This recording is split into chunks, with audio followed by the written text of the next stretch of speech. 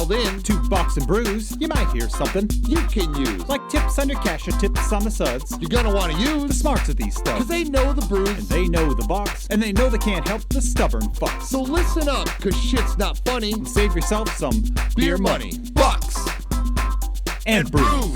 Bucks and Bucks Bucks and brews. brews. Bucks and Brews.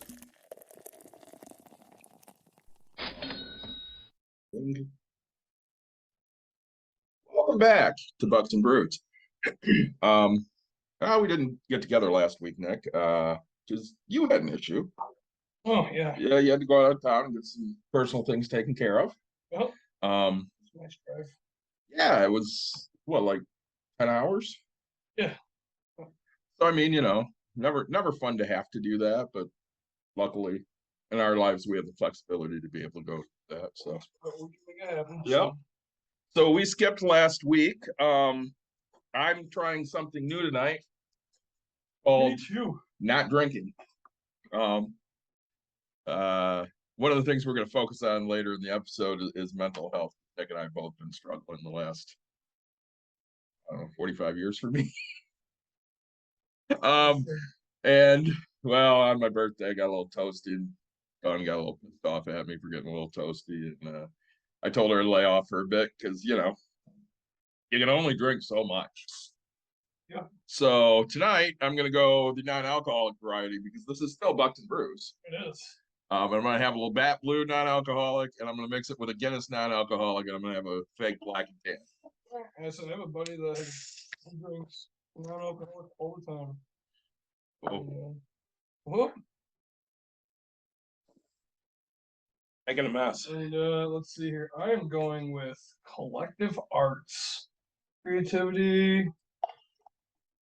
So this is from Canada. That's not bad. All right. I don't even know what the heck. Oh, brewed with pineapple, limes, coconut, strawberry. Then I have a passion seeker, pineapple, passion fruit, and guava hard cider from Blake's. And from one of the breweries we love, dear to our heart, Destil Brewing. Oh, we do love Destel. It's a tropical ale from their Wild Sour series. I know how you love sours. Yeah. I was supposed to bring you a sour tonight. I failed. It's all right. I went to Wisconsin for that little trip, and I got there and they had Distill on tap or whatever. I was like, oh, let me get one of those. By the way, I don't know which one of us looks like Goldberg from WWE, but thank you for both of us because we're both going to take credit. Both. I'm a Bill Goldberg captain guy. Like, I'm pretty excited about this. You have a much bigger beard than he ever had. No, it's kind of weird. So yeah, we Maybe. Oh, he said WWE. I was like, maybe he meant Goldberg from ABC. ABC. Yeah, there's a Goldberg show on ABC. I don't know. Oh, the Goldbergs. No, Yeah, I was thinking sorry, Mighty Ducks. Oh yeah, we both look like him too. I don't know. I'm a little more like Goldberg because I'm darker, but he lost a shit ton of weight when he got homeless. Yeah. Yeah, that's sad, but that's life. So, yeah, I'm kind of excited about what I'm drinking tonight. So Those look awesome. yeah, we'll see. I gotta go do a job after this, so I can't drink too much. But that's life. Well, then we'll be a good pair tonight, won't Yeah. we? So since we've been together, I have updates on my scamming story. Oh, oh man, I have some scamming story. By the way, I look like Goldberg. You look like a Viking. I'll take it.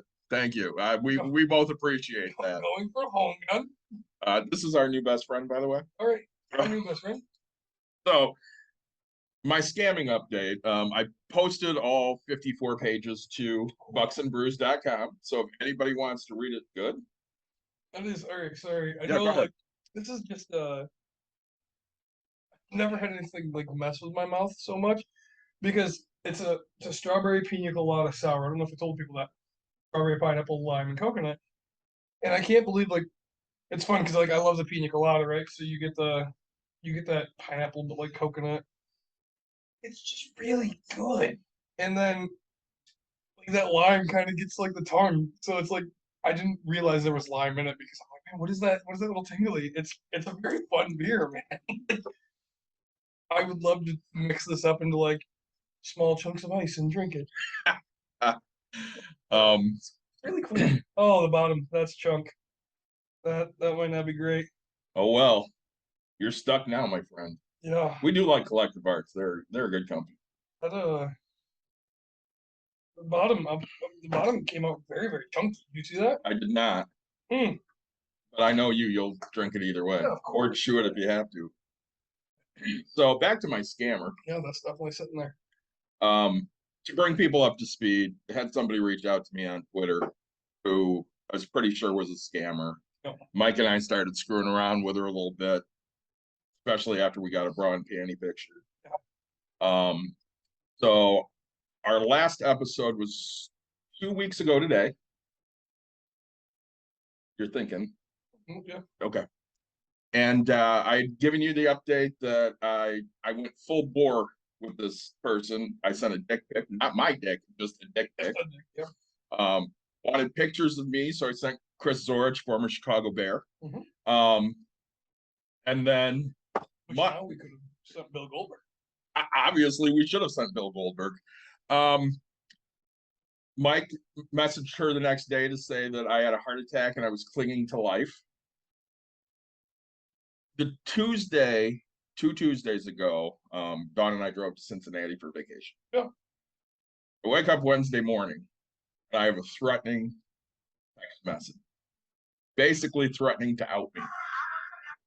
So at that point, I figured, all right, fuck it, all bets are off. Because Nick had a great idea of let's keep this going until you kill yourself.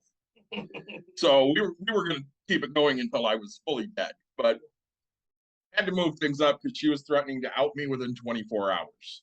Yeah. So I messaged her back on Twitter and I said, what in the fuck? You are threatening me while I'm laying on my deathbed? And then I followed it up by tweeting, by the way, one of my best friends and I have been fucking with a scammer for the last 2 weeks. And she lost her fucking shit. Yeah. She kept trying to play the I'm going to tell everyone game. Yeah. At one point, Dawn comes over to me and goes, let's take a picture of me and you. She's threatening to tell my wife, let's take a picture of me and you flipping her off. So we did. And she's like, oh, you think you're funny now? I think I've been funny the whole time, honey. I really think I've been funny the whole fucking time. Nothing's changed. So she saw the picture. The question is, did she not see me before threatening me? She saw the profile picture I have on Twitter. Obviously didn't dig any deeper, and I don't have a whole lot of pictures or anything on Twitter. I use Twitter for Bucks and Brews. I use it for break room therapy, and then I use it to yell at people about sports and politics and shit. So she really didn't have a good picture of me. She did go looking for one after, she threatened me and I outed the fact that I was fucking with her the whole time. So she had actually shared a picture of Caitlin and I going, is this your daughter, Catherine? Yes. And I'm like, yeah, that's my daughter, Catherine. And it didn't go through because by that point she blocked me because she's pissed off at me fucking around. So My dog Leroy too. I did have a whole lot of fun with that shit. And again, if anybody wants to read it, 54 pages are on bucksandbrews.com. So my buddy Gary, we talked to Gary once about that. He calls me sometime late last week. He goes, you posted that up there. And I looked at it. I'm like, that's 54 pages. I'm not reading that. He goes, I read the first page and I was hooked and I just couldn't stop. And it's not like it's a novel, okay, in 54 pages. It's basically just the Twitter messages back and forth between me and her, between Mike and her, between me and Mike. I did blur out the dick, so you do not have to be subjected to the dick pic. But you know whose it is, just let us know. Congrats to that guy. Right. So I mean, that was a lot of fun, honestly. Dawn asked me at one point, she goes, why are you doing this? I'm like, because it's fun, and she's fucking with me, she's not fucking with somebody else. That's fact.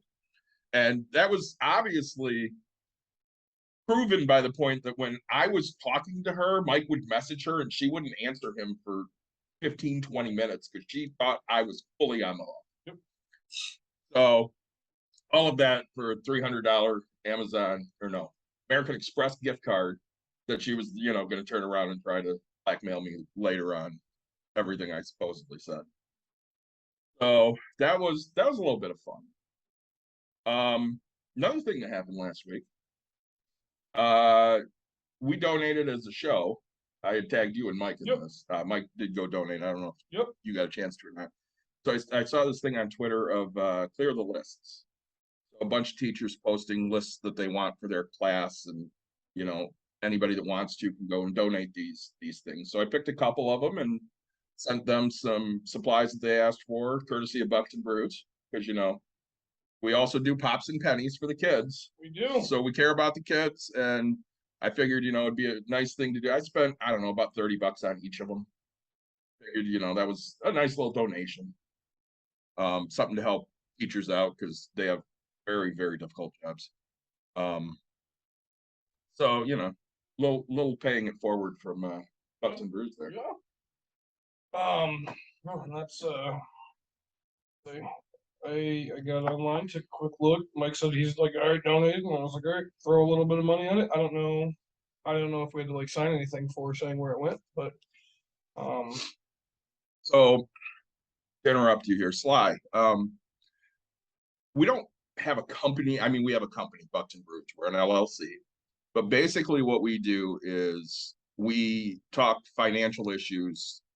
We try to do it every week on our podcast, and we stream it to Twitch. We're always drinking something that, not necessarily that we haven't had before, but something that we either haven't had before or that we like. Yeah, it's like great. Like, I mean, there's months on end that I'll just go in and I'll drink Bud Light or whatever. And right now it's summery time, so I'm drinking all these sours and random beers. Like, it took me 15 minutes because I walked into the cooler and I was like, God, I've had like everything. And sometimes you just don't feel like having that. I've been making a lot of old fashions. So it's like, but I haven't made any here on this, right? Right. So I don't know. We just enjoy having something, and it gives us another thing to make us one with you, right? Hopefully you're sitting at home or wherever you're doing, listening to this, going, oh, I'm enjoying my quick night. So well, and I think that's one of the things that also makes us relatable when we're talking about money and stuff is, we're just, it's like you're talking to your friends at the bar over a drink. There have been times, like when they thought I had pancreatitis that I couldn't drink, so I had, soda or pop or whatever, and you would have something. And obviously now I'm having the non-alcoholic variety because I'm gonna, be dry for a little bit here. Hey, this one's from India. Shout out to India, Sly. We post this podcast and it goes, on all of the streaming services. You can find us on Google, Amazon, Apple, everything. So we got a lot of content out there. We talk about money issues. Sometimes we're a little more topical. We were topical with the last episode talking about the Roe versus Wade decision in the United States here. We're going to be a little more topical tonight, talking about some mental health stuff. Scammer issue. Yep. Of life, which is fun. And by the way, if we do get a scammer tonight, we're going to put them right up on the show. Always. And talk to them because that's always fun. I mean, I had to go pick up my mom, right? That's what happened, my family trip, whatever. And I end up in Eau Claire, Wisconsin. Almost to Minnesota. Yeah. I end up going to a bar one night after a baseball game. Imagine that. Let's see here. I had, I don't know, multiple shots of Blanton's. I had Pappy 10-year, Pappy 12-year. I had Eagle Rare. I had Larceny. I had else. I had a lot of stuff. Expensive How stuff. much do you think my bar took? I already know the answer, but I think my original guess was something like 3 or 4. Around here in Grand Rapids, it probably would have been a $2,000 bill. I paid $26. It was a very nice highlight. Very, a lot of nice people out there. You did not get scammed that I night. did not. I even made sure made sure I wasn't scamming them. But it was like, sorry, I want to be clear about my tab. I know what I ordered, somewhat. Right. It's like, and no, it was the drive home was long, but yeah, That's we're always the worst part, isn't it? The drive home. getting home. Yeah. And so I think the funny thing is the week before, I had just given my buddy $100 on the Mhm. 4th to go get me beer in Wisconsin. 'Cause I want some more Wisconsin Belgian red, some spotted cow, stuff like that. New Glarus. Only Glare, actually, it is all New Glare stuff. Yeah. And then, all the one bar I had this fantastic mead, very dark black cherry, great. Um, and but so I gave him money, and then I ended up out there. I didn't buy anything for the way back, and then he went Sunday. Gosh, today's Monday, so he went on Sunday. So like, I was like, man, we're just passing each other. I feel like I was just out there because we were in Milwaukee not too long back. So I have a fun story. Yeah. Before we get into some more of our scammer talk and mental health shit. So went to our first big con since COVID. Where? Went to Rosemont, Illinois, to Fan Expo Chicago. Okay. Wanted to get a picture with Anthony Daniels, who played C-3PO, and Carl Weathers, who of course is Apollo Creed. Why are you giving me this Trying to look? figure out C3PO. Is he The like the tall gold one. oh yeah, tall gold. Yep. Okay. And then Caitlin wanted to meet Kevin Smith. You know Kevin Like Smith. the Kevin Smith. Yeah.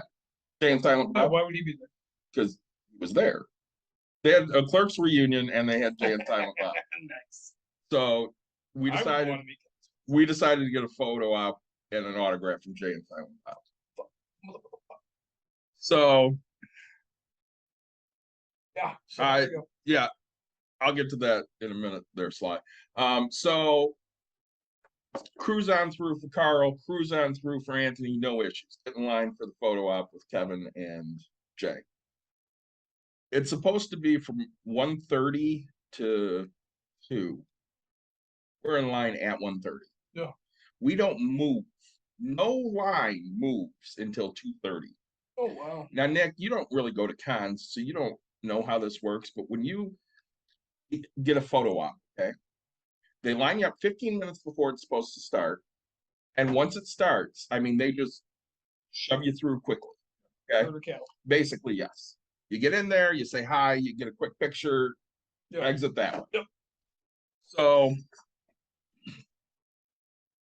we don't know what the hell's going on. Nobody's talking. There's like 8 lines of probably 70 people deep each line, waiting to go get this picture. Yep. Nobody knows what the fuck's going on. And it's hot as shit in there. So, all right, fine. We finally get in. And I find out part of the reason. And one of my friends in the Midwest Garrison asked, he goes, what the hell is going on with Kevin? And I said, you ever meet Ernie Banks? And he goes, oh, baseball player for the Cubs? I said, yeah. He goes, no, why? I'm like, well, when you met Ernie Banks, Ernie wanted to know everything about you. So he would turn what should be a 30-second interaction into 10 minutes. Yeah. And when you're in front of him, it's great. And when you're 50th in line, it sucks. Yeah. So we get in there and, you know, they get us in the area to get the picture with Kevin and Jay. Jay gives us both knuckles, and Kevin gives Caitlin this big long hug. Yeah. And then he gives me a big long hug. Take the picture. Knuckles to Jay. Kevin gives Caitlin this big long hug. Like a minute hug, dude. What? Sign on the back of the building. Yeah. Animals of Hollywood. So yeah, we both get 2 big hugs in, 2 big hugs out. Yeah. The dual autograph is supposed to be at 3:30. Yeah. Nick, we didn't get out of the line until 3:10. Mind you, Jay was doing a solo photo op at 2:50. Didn't make that. Then they were doing one in costume together at, I want to say, 3:10. Got out of line at 3:10. Okay? Like that. So Caitlin had to go to the bathroom. I'm like, I'll go get in line. So I get there. And the line is overflowing. Yeah. And now it's wrapping around things. Okay, I'm standing. Caitlin comes over. She's like, I know you're tired, Dad. Go to the Garrison booth, hang out over there. And I'll wait. Cool. She waits. It's about 4:05. And here she comes. What's going on? Well, it's a fire hazard. And they told everybody to move. They gave us numbers. I'm like, what the fuck does the number do? She goes, I don't really know. I said, all right, well, what are you supposed to do then? She goes, well, we're supposed to come back at 5. Okay. I'm like, okay. Mind you, there are still people congregating in the areas she just left. So about 4:20, I'm like, fuck this. I'm going to go find out what the deal is. So I walk over there. I'm standing there for like 5 minutes trying to get somebody's attention. And I walks through again. Listen, you guys got to clear out. There's a fire hazard. Come back at 5. I go back over and I tell Caitlin, I'm like, oh, you said the same thing. So I guess we'll just kind of hang out and wait. By 4:40, she's had it. She goes to find somebody.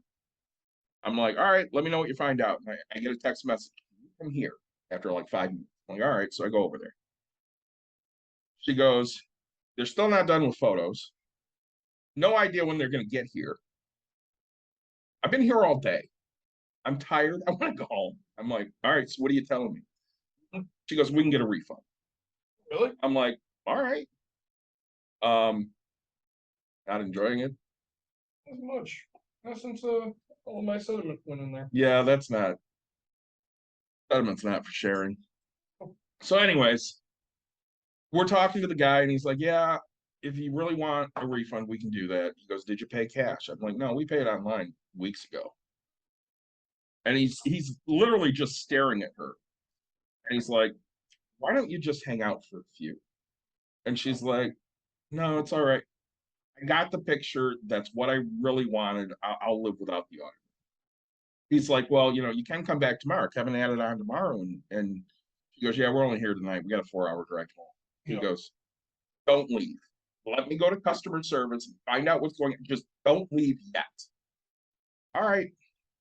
She's like, I'll wait here. I'm like, listen, you want to leave, we'll get the refund. You want to stay and get the autograph, we'll stay and get the autograph. Does not matter to me. I will do whatever you want to do. Right. You're already there, yeah. Right. So at about 4:54, I get a text. I'm kind of sort of in a line. And Kevin just showed up. Okay. What does kind of sort of in a line mean? She goes, it just kind of said, go over there. Great. Okay. So I tell the people at the booth, I'm like, hey, listen, I'm gonna leave the bag here. I'm gonna go over, see what's up with Caitlin. They're like, yeah, that's fine, go. So I do. Which one's this one? Passion fruit or passion seeker pineapple, passion fruit guava, heart cider from Blaze. I love guava, but I hate pineapple. So anyways, we go over there and again, Kevin's personable with everyone, so it's taking 4 hours. And closes at 7. They have a comedy show they're doing from 7:30 to 9.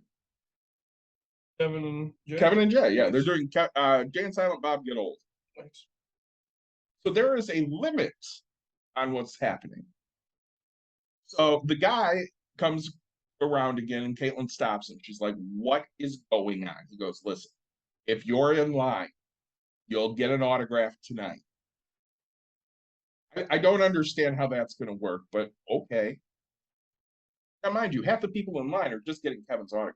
Sure. If they were smart, they would have said, hey, everybody that has both of them, get to the front of the line so Jay can go. Sure. Jay showed up at probably 9:45. Kevin didn't show up till 11. Jay had been signing autographs or taking pictures from 9:45 until it was 5 o'clock. He even came out at one time to address everyone because people were pissy in line. He's like, listen, a lot of people are angry that are coming up to us. We have not taken a break. I went from signing autographs to taking pictures. He goes, I got to piss. I haven't taken a piss. Which at one point, like 15 minutes later, he walks out. He goes, I'm going piss. He goes, we're not in the green room eating. We're here. We're doing it. Be calm. Yeah. Great. We know. So finally, it's 7 o'clock and the con is closed. Yep. and they shut half the lights off. Mind you, we're still here in line. Random as shit. So at that point, they go, hey, who has dual autos and who has just Kevin? So we raise our hand for a dual auto. They pull all of us out of line and put us in a separate line. Jay would like to go home. Because mind you, he has a comedy show, which at this point is like 20 minutes away, you know. Yeah. So they decide they're going to put us through first. Yeah. And then Kevin can keep signing and Jay can go get cleaned up, get something to eat, and get over to the theater for whenever Kevin's done. Oh, yeah. I have no idea when this show started. Yeah. So we finally get up there. Don't go to see them live comedy. No shit, right? Not if they're doing a signing before, at least. So Caitlin had brought 2 of her Desi Quick pins, okay? Because she wanted to give one to Kevin, but I'm like, well, if you bring one for Kevin, you should bring one. Yeah, of course. So we get up there to Jay, and she hands it to him, and he's like, what is this? So she explains it. And he's like, that's awesome. Do I get to keep this? And she goes, yeah. So he put it right on, which I thought was cool as hell. We get into Kevin's line, and we're waiting.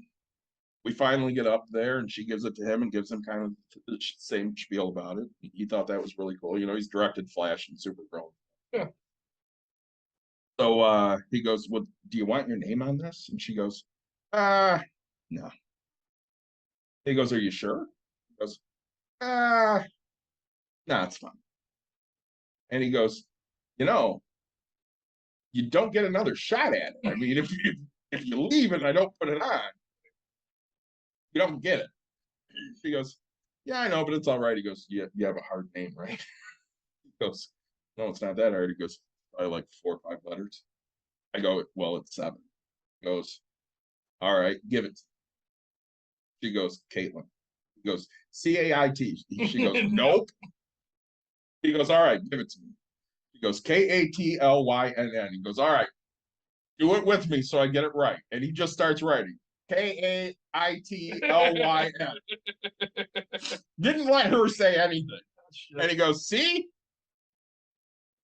And I went, yep, you almost got it. He goes, what? Yeah. You almost got it. He slams his hand. And his representative looks at him and goes, hey, you asked. And he goes, I did, I asked. I totally fucked that up. And I mean, you're not usually around a celebrity where you're listening to him cuss and shit. But that was hilarious. I fucked this up, son. Yeah. It gets better, Nick. Yeah. So he's looking around trying to figure out, okay, how do I fix this shit? So he goes, I can fix it. So under, to Caitlin, he writes, I love you, Kevin Smith. P.S. I'm sorry I put an E and missed an N. I'm an asshole. Yeah, whatever he did. Maybe it was. I think it was an E. I think he wrote K-A-T-E-L-Y-N. Nice. I'm sorry I put an E and missed an N. I'm an asshole. I love you, Kevin Smith. And then he asks if he can keep the pin, and she's like, yeah, that's for you. And he thanked her for that. And I go, well, at least you got a cool story. He goes, yeah, nobody else is going to have that story when they leave here. That's fact. And it was the cool story. I'll show you the picture later, but it was an all-day thing. We thought we'd be out of there way earlier, but at least we got a cool fucking story out of it. Yeah. So. Well, so good. Cons for you are a great way to get stress relief. Right? Yeah, for the most part. I mean, there's some anxiety trying to get shit done, but for the most part, we Grandpa's Comic Con's coming again, November something. Oh, you're also November something, and we went to the 4th of July parade. Yeah, they were handing out stuff for that, so I'm kind of excited for that to happen. I'm going to go again this year. It's a fun time. Yes, and I had a great time. So, I don't know. I mean, it's everybody was like, "Oh man, hey, it sucks that you have to go away." I had a 9-hour car drive there by myself, and there was like the back of my mind, like, hope everything's okay, but like, it's also a 9-hour car drive by myself, right? Which is not easy. Well, it's not bad, man. Like, just I don't know. I got to open my mind a little bit. The hard part was the last hour, always is, and then figuring out where the hell I'm gonna stay, how I'm gonna get, Yep. I'm gonna do this, what I'm gonna do. I hate this. Um, So the driving helped the mental health. sometimes like a little bit, then and then you start thinking about the money aspect of things. Right? Uh-huh. Like, all right, I spent this and that. I have to get a hotel for $300 a goddamn night. I gotta do this, and I'm just like, And of course, anyway. what the hell's going on? And, Right. yeah. Oh, hey, oh, no, we're not leaving today. We're not leaving tomorrow. We're not leaving whatever. It's like, goddamn, like, all right, it's not a big deal. I don't really care. Like, just money, but like, at some point, I have to ask the hotel how much is my weekly rate or my monthly rate, right? And I just it all your mind starts thinking way too much, and then I got stuff going on here that I need to get done. That you were trying to talk to me on Sunday, and Yeah. I literally was like, no, I can't, right? Or I didn't want to, in a sense of the fact that I have so much other shit I have to do for other people. And Yeah. I told you, like, it was 4:15 or 4:45, and I was like, all right, I'm done with my other stuff. I didn't get my stuff done. I'm gonna go just not.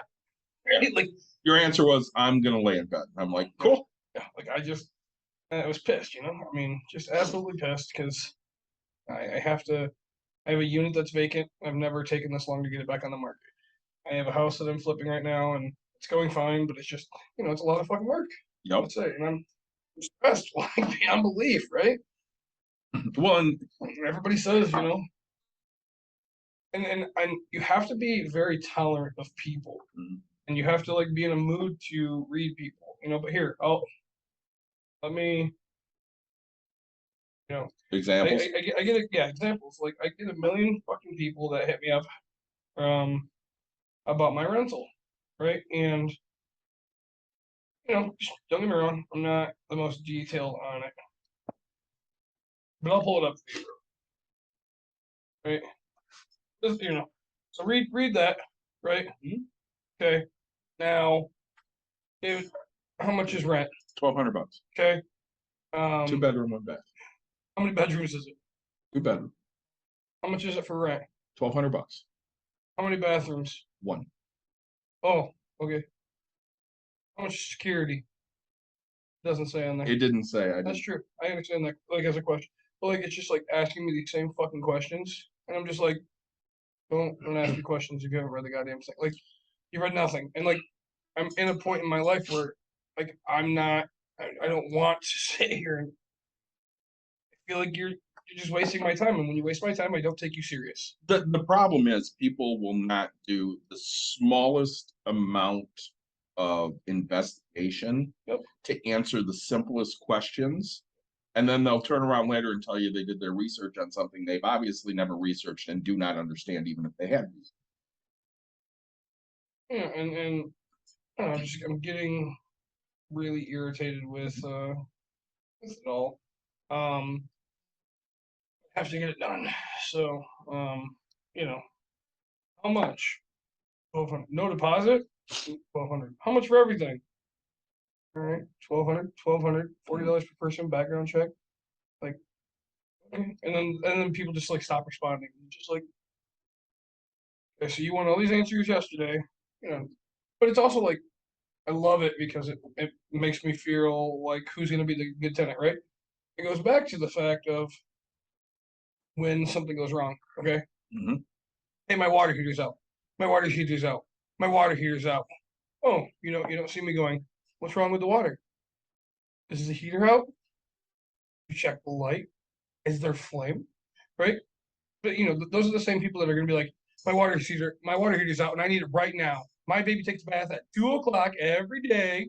Yeah, well, it's not gonna happen, and so, but I wish we could reverse roles so much sometimes. I do. Like, hey, where the fuck is my rent? Where's my rent? Where's my rent? Where's my rent? Where's my rent? Mom. But you wanted in so bad. You wanted all these things. You wanted everything answered quick. I gotta come see it. Yeah. When it's my turn to ask for my wants, it's big ol' F you. So And those things add to the stress that we have every day. So, I haven't really been shy about it. I don't know if I've talked about it really in depth, but the way I've handled stress the last 6 years has been very, very destructive. I let it build up until I either absolutely explode or I overdrink. Yeah. Because I cannot shut my brain down. Just can't do it. And Dawn asked me the other day, she goes, "What's the difference? You were on vacation, we were on the boat, you drank all day long. You never even really got buzzed." I Like my wasn't, life. yeah, I wasn't thinking about anything. We were having a nice time. I was drinking because I enjoyed drinking. I wasn't drinking to forget about everything going on in my fucking life. I don't want to think anymore. Yeah. I just want to stop fucking thinking. And I mean, I made the comment to her yesterday while we were arguing. She'll never listen to this. Doesn't. We're arguing yesterday, and I bring up the fact that it pisses me off when her and I argue about you, because you and I are essentially the same person. You're just about 10 years behind me in something. Okay? Because again, you're 11 years younger than me. So a lot of the things you believe now are things I believed 10 years ago, and you'll probably evolve to where I am right now, and I'll evolve even further at some point, right? And I go, she brought up the fact that you got into it with Ashley that one day here. Yeah. And she's like, "Well, you and Nick you're just too similar. You're just the same person, and he's an asshole." Okay. So I'm an asshole. Which I mean, I know I'm an asshole. I mean, we say that all the time. We're totally upfront about the fact that we're assholes. But We're fair assholes. We are. Equal equality. But you don't necessarily want to be in the middle of a fight with your wife, and she's not telling you at that point you're an asshole, but she's telling you that your friend, who she has just admitted you are exactly alike, is an asshole. Right. And she makes the comment, she goes, "I love Courtney. I love Emerson. I like Nick. If I never saw Nick again, I'd be okay." Okay. So Nick's an asshole, and I'm just like Nick, and if she never sees Nick again, she's okay. Where the fuck do I fit into this shit? Right. And of course, that just has an even worse drain on my mental health at that point, and I feel even shittier about things that are going on. It was a tough spring. It was a tough softball season. I mean, we had a great season, but I battled through a lot of things that I did not want to and did not expect to battle through this year. And again, we had that talk a few weeks ago on air, and thank you very much. We do try to be nice guys, and we are typically pretty fun to listen to there, Sly. Well, that's the issue though. We're both very decent human beings. We're both very passionate people, right? And it's when you look at it, as Don said, if she never seen me, she'd be fine. Why? Because I'm one of the only people that make her fucking think, because I'm not afraid to tell her your opinions are fucking wrong. Right? I don't agree with everything you say, and she doesn't like that. Right? Like, not about, if you don't think my way, fuck you. And she said those words, right? Yeah, like, she has said that. And so I sit here and go, okay, fuck me. Like, you said these words, and I don't agree with what you say. And here's why. Oh, well, like, it's not people like you, and you guys always say, oh, you're an anomaly, you're this. And it's, no, fuck that. Like, you specifically said these words. I fit into this fucking group. I don't fit into your bullshit. Like, fuck me. Okay, like, and well, no, okay, fine. Then take a look, take a deep breath into your eyes, and quit saying that it's always me. Quit saying that it's people like, no. Guess what? I take responsibility. Like, again, I can admit I'm an asshole. Why? Because we don't agree. People who agree with me think I'm the greatest fucking thing to ever walk this planet Earth. People who disagree with me think I'm an asshole. Right? That's just same. it. Like, and that's it, right? Like, hey, I mean, you look at sports in general, right? If you're a Tigers fan, you hate the Yankees. Guess what? We think all Yankees fans are assholes, right? Like, you think you're Tigers people and you're a Yankees fan. Oh, you think Tigers people? You said the world is an asshole because nobody likes the Yankees except for those douchebags that like the Yankees. It's sick. Well, it's the same thing. So you and I are pretty similar when it comes to social issues. Yeah. We're not nearly as similar when it comes to financial issues or even the, poor people and the spot they're in. Sure. Yeah. And I was texting Ariana earlier, and I told her I'd probably bring her up tonight. And one of the things that in my evolution over the last 10, 12 years was I remember having a conversation with her at one point, and she's like, "Yeah, the police are harassing a family member of mine, and it's bullshit." And I said to her specifically, Yeah, they don't do that. Police don't just hassle you because they want to have a good fucking time. They do it because there's a reason. Mhm. It's 2022. I was a fucking idiot when I said that shit. Because guess what? They just hassle you to have a good fucking time. No, I mean, sometimes. I mean, Yeah, there are some that don't, but there are a lot that fucking do because they have nothing better to fucking do. Were we ever bullied real bad? of course, A decent amount. I mean, we're big guys. big guys. It's Yeah. normal. Did we care? Here's a fucking conversation. Yeah, go. My niece graduated. Mhm. Got her open house was Saturday. I made it back in time for her Okay. open house. Walking to the backyard, I'm carrying 2 cases of beer. Was it at your house? Oh, it was at my dad's, Oh, who I haven't seen in fucking 7 years. yeah, okay. Walk up to the table with 2 of my uncles and 2 of my aunts, and one of my uncles looks up and he goes, "God damn, you got fat." First words out of anybody's mouth this entire party. First word, Been there. and it took all of me. And all I said was, I go, "Yeah, that shit happens, whatever." And I was like, "Hey, you guys want a beer?" That's all, you know. And it took all of me not to go, "Oh, I'm sorry, fucking I can afford to eat. I'm sorry you got fucking old and you fucking kids can't even fucking show." Like I almost lost it. Yeah, yeah. And Courtney's like, "Oh, I'm glad you didn't." But I was like, and that's why people like, okay, you think I'm an asshole, but you should think the things that come through my fucking head, right? Like, Well, that's just, I mean, we only say maybe 1/10 of what we think, which is a scary fucking thought, honestly. I mean, there are so many things I don't say. Like, Dawn and I will have that where people are like, "Man, she's such a bitch. You're so much calmer than she is." No, she says everything she thinks. I say 10% of what I 10%. think, which means I'm never telling you what the fuck I think. and it's again, Dawn has a special relationship with this girl that I get in an argument with. She does whatever, right? She respects her opinions. She does this.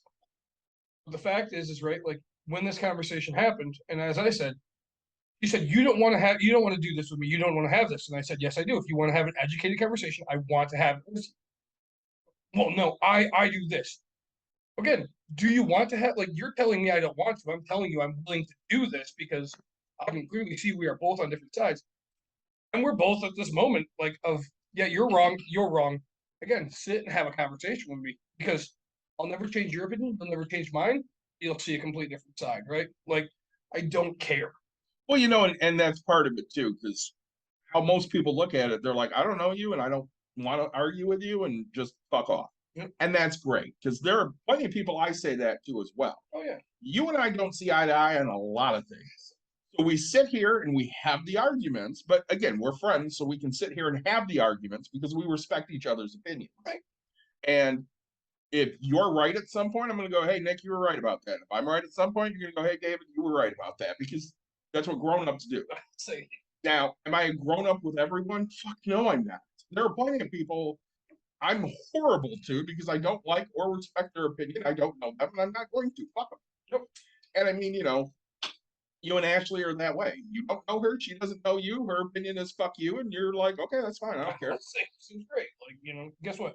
No sweat off my balls. Right. Like, I haven't lost a friend. You know what I've done? Nothing in my life at that point. Like, Yep. thank you for wasting 6 minutes of my life. I'd like it back. That's the only way I look at it. Well, and at the end of the day, could you two have helped each other, see a different side? Yeah, absolutely, you could have. well, that's it. But you have to have two people that want to have that conversation. I think I shared a TikTok with you earlier. I haven't looked at the past 12. They have some stupid fucking rally in DC, I want to say. Mhm. That they want it to be 1776 again and no critical race theory being taught and all this other shit. And a black guy stopped to talk to 2 of these fucking mouth breathers. And he goes, "Why do you feel American history shouldn't be taught as it happened?" Well, no, we totally feel it should. He goes, "That's critical race theory. Why do you feel we shouldn't teach that white people founded a nation owning slaves, that they were only 3/5 of a person?" Well, no, we totally believe that. Again, then why are you here saying you don't believe it? Well, we don't believe in critical race theory. Why do you feel that you shouldn't teach that indigenous people were forced sterilization? Well, we should teach that. Again, that's critical race theory. What are you fighting about? And they go, "Well, we don't really know." And it's like, what the fuck? Sly.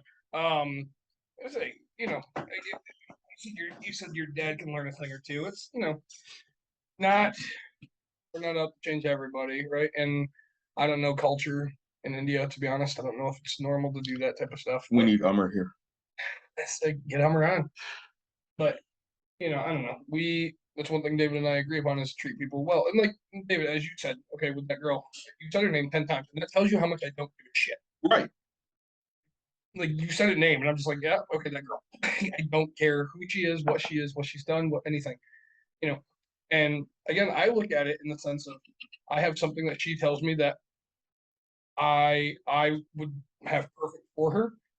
And the way I told you last time, she did a complete injustice because I was willing to listen and give it an opportunity. And I have an open unit right now. And she said, I have 1 million people. Where the fuck where are you to line it up, right? Like you got the balls to put your name out there, right?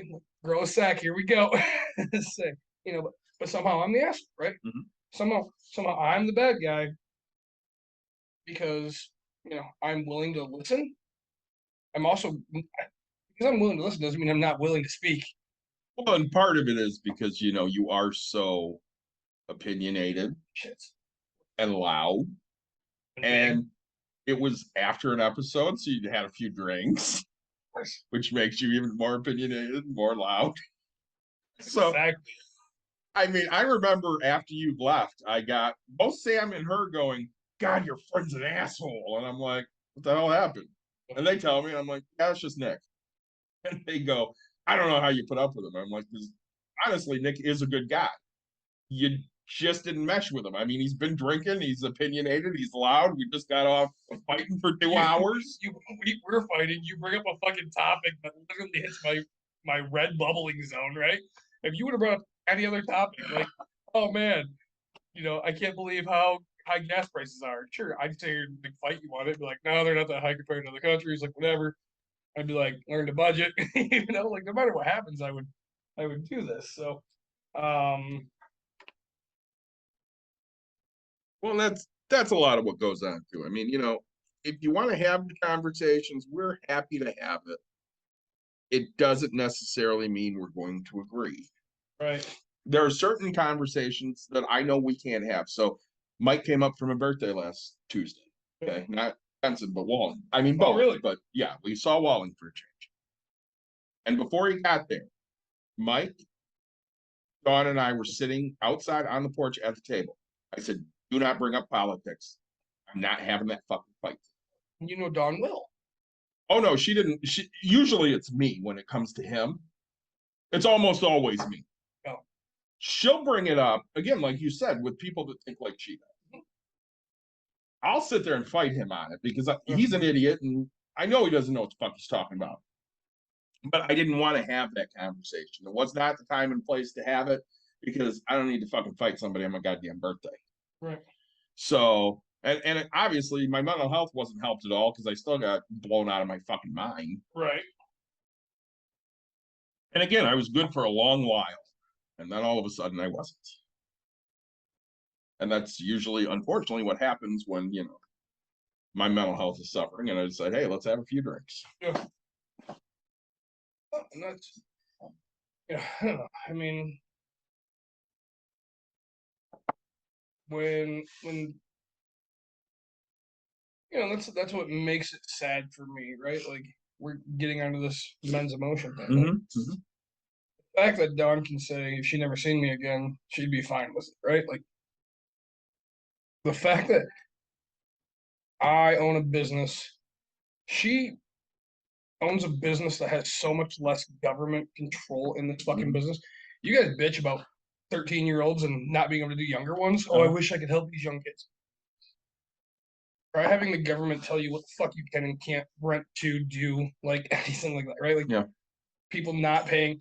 If they don't pay when they walk in the door, they don't do this fucking thing, right? You just kick them right back out. I offer things, and if they don't pay, they're there for the next 6 fucking months, right? Like, I get that we chose different businesses, but the fact is like I know that she goes through stress in this business. Yeah. The fact that she can't see my stresses and my agony in my business, and to sit here and go, "Oh, he's an asshole." Like, again, you guys, it's funny because I see the reviews that get talked about you guys, right? And you guys bitch about other people bitching about you guys. Yeah, but these people, and it's like, no, I can see where this is. Like, you come in, you want people to read just as much as I want people to read, right? Like, it pisses you off. Well, you didn't show up on time. You didn't do this, and it's like, there's people that can look at. So, like, when Courtney reads it, right? She'll just be like, well, I mean, not everybody's gonna think to show up early. Courtney's a late fucking person. I don't see why if they don't have a thing behind them, why they can't just go in and get their time. I mean, to you guys, it's structure, right? The people like Courtney, who's, again, back to the breaking the crate, right? Like, Yes. I'm like, fuck, I'm breaking everything in this room. Why would you think that way? Because that's how my mind works. Like, Yeah. fucking break everything. And so, one thing I say is, like, she just doesn't see all sides of everything, right? Like, again, you told me you don't break the crate. Don't break the fucking crate, but like, if you didn't tell me, that would be something I understand why people broke it. Like, Well, because my mind thinks, fuck this rage, right? well, Like, and the annoying thing about it is, Dawn thinks I say too many things you're not allowed to do in the fucking room. But I bring up everything you're not allowed to do that people have fucking done that pisses me off. Don't move the table. Don't flip the table. Don't jump off the fucking table. Don't hit the walls with the stool. She goes, all you do is sit there and go, don't. I said, yes, but do they ever do the shit I tell them not to do? No, Nope. never. I look at it and go, I've never once read your fucking rules. Mhm. Never. First to admit that, still. I know because of the conversations you and I have had. Yes. Not to, like, I remembered to wear shoes that night because I wear sandals all summer long. Yeah. I wore shoes that night because I was like, oh, fuck, I can't have open toed shoes. I would be the asshole to show up with fucking sandals. Like, I'm that guy. I'm wearing them right now. I'd be like, oh, I guess I fucking missed that, huh? Like, and yes, I'd be pissed because I'd be like, man, you guys don't have things to cover these? Like, why? Like, I'm here. Sell fucking shoes. Do something. Give me rental boots. That's why we got rental shoes. And then we have people that bitch and moan about rain. And it's like, we don't have to have anything. Right. It's just, to me, it's, I don't know. I go to places like this and I compare this to Chuck E. Cheese. Craig. Yep. I've never once fucking read a rule at Craig's Cruisers. Well, maybe I read a rule about the trampoline park. I think get their socks. So that's a huge thing. But like, I walk in, I play a fucking game, I figure out how to play it. I've never, like, I don't sit here and no, Americans are just like that. Yep. We don't think about what these rules are, what your regulation. Oh, it says right here, clear. You can't be, less than 13. I didn't read that. Well, see, I don't read shit. I think part of the problem with, that you bring up is, you're a business owner, she's a business owner. But I think it's hard, especially for somebody like Dawn, to look at you as a business owner, because even though you are and you own a business, you provide more of a necessary service than most other businesses provide. Okay. More than what a restaurant would provide. Again, you could go to a restaurant or you could cook dinner.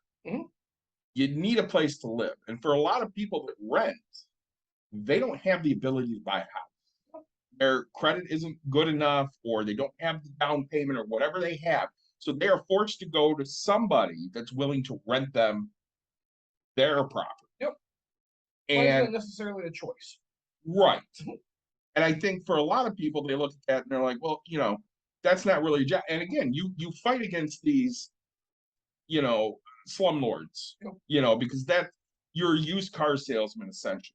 Nobody wants to deal with a used car salesman because they're always bad. Nobody wants to deal with a landlord because they're always bad. And again, we talk about you. What Nick does is Nick owns a bunch of rental units that people live in. Sly's asking what necessary service is.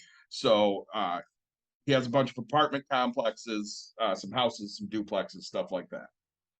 So, when we look at it,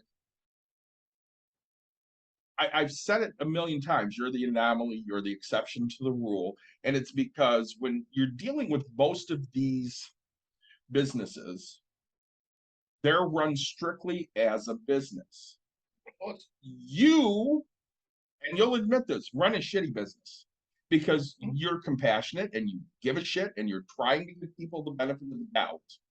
And instead of running it like a business should be run and not giving a fuck about how anybody else feels, You actually do, which is the same thing she does with this place. In a sense, but I mean, if a line of people couldn't afford it but wanted to do it, wouldn't give everybody free, No. right? Like, I'm told by most people, there's a line of people that need it for free. You need to give it to them, and we'll give you a little bit of money because we're the government. Like, I'm being told this is what I have to do. You're being told, you can make a choice. Like, she gets to fly. Yep. She gets to fly flags. She gets to, like, she hates businesses. And she goes out there and, if you support Trump, I don't support your business. If you do this, like, I don't support your business. And in my business, guess what? Like, in theory, I can't support a side. Like, I'm not allowed to have an opinion in my business. Businesses aren't meant to be about what your fucking opinion is. It's meant to be a business that is what Caters to everyone. right? And so she's like, "Oh, I don't care if you don't like it." And it's like, but you have to understand that there's people that don't like it, and then they don't support you, and that's got to be okay. Don't hate on the business that doesn't have that option, right? Like, it. Oh well, and everybody's opinion is always, well, don't do it in a hurtful way. And it's like, okay, back in the day, blacks couldn't sit where whites could sit. They couldn't even. They had to order out the back. Like, you come here and gays are welcome, and hey, these places gays aren't welcome. It's like, no, I get that it's a hate thing. I have to, like, my business supports that I have to do everything. Like, I can't stop you because you're a hateful person. Sucks, right? Yeah, because I know what you stand for. Yeah. You ran a gay pride event. Yeah. Before that was a thing in this area. Yeah. Because we are in a very Christian conservative area. Yep. And you ran it in a very Christian conservative city of Hudsonville. Very. Extremely. And I brought up the fact that, I get that you get pissed off at Nick, but at the same time, you have to admit Nick is selfless a lot of the fucking time. And she's like, yeah, but sometimes he's just an asshole. Yeah, you can say the same shit about me. Say it about anybody. You really can. Like, and I get she's changed in her thinking a lot, especially, the last 6 years, because of a lot of what people she cares about go through, women and LGBTQ and stuff like that, people of color. Yeah. She sees those things constantly, and I think there's a lot of white guilt there in some ways, because she said a million times if she never left the east side of the state where she lived in the Thumb, she would believe what those people believe, which is there's not an issue. I don't know why anybody makes an issue out of this. And that's why it's very hard. Yes, we have merchandise. Let's say, I don't know if we ship to other countries right now. We probably could. Let's say, but like, and that's the hard part, is like, so I can't. I don't wish to go into conversation and what everything is set up, right? But again, every time my wife gets around my father's family, he just asks how the fuck I got to how I am. Right? And this is very much same, right. And so I'm the Thumb area grown, born, and raised kid, right? I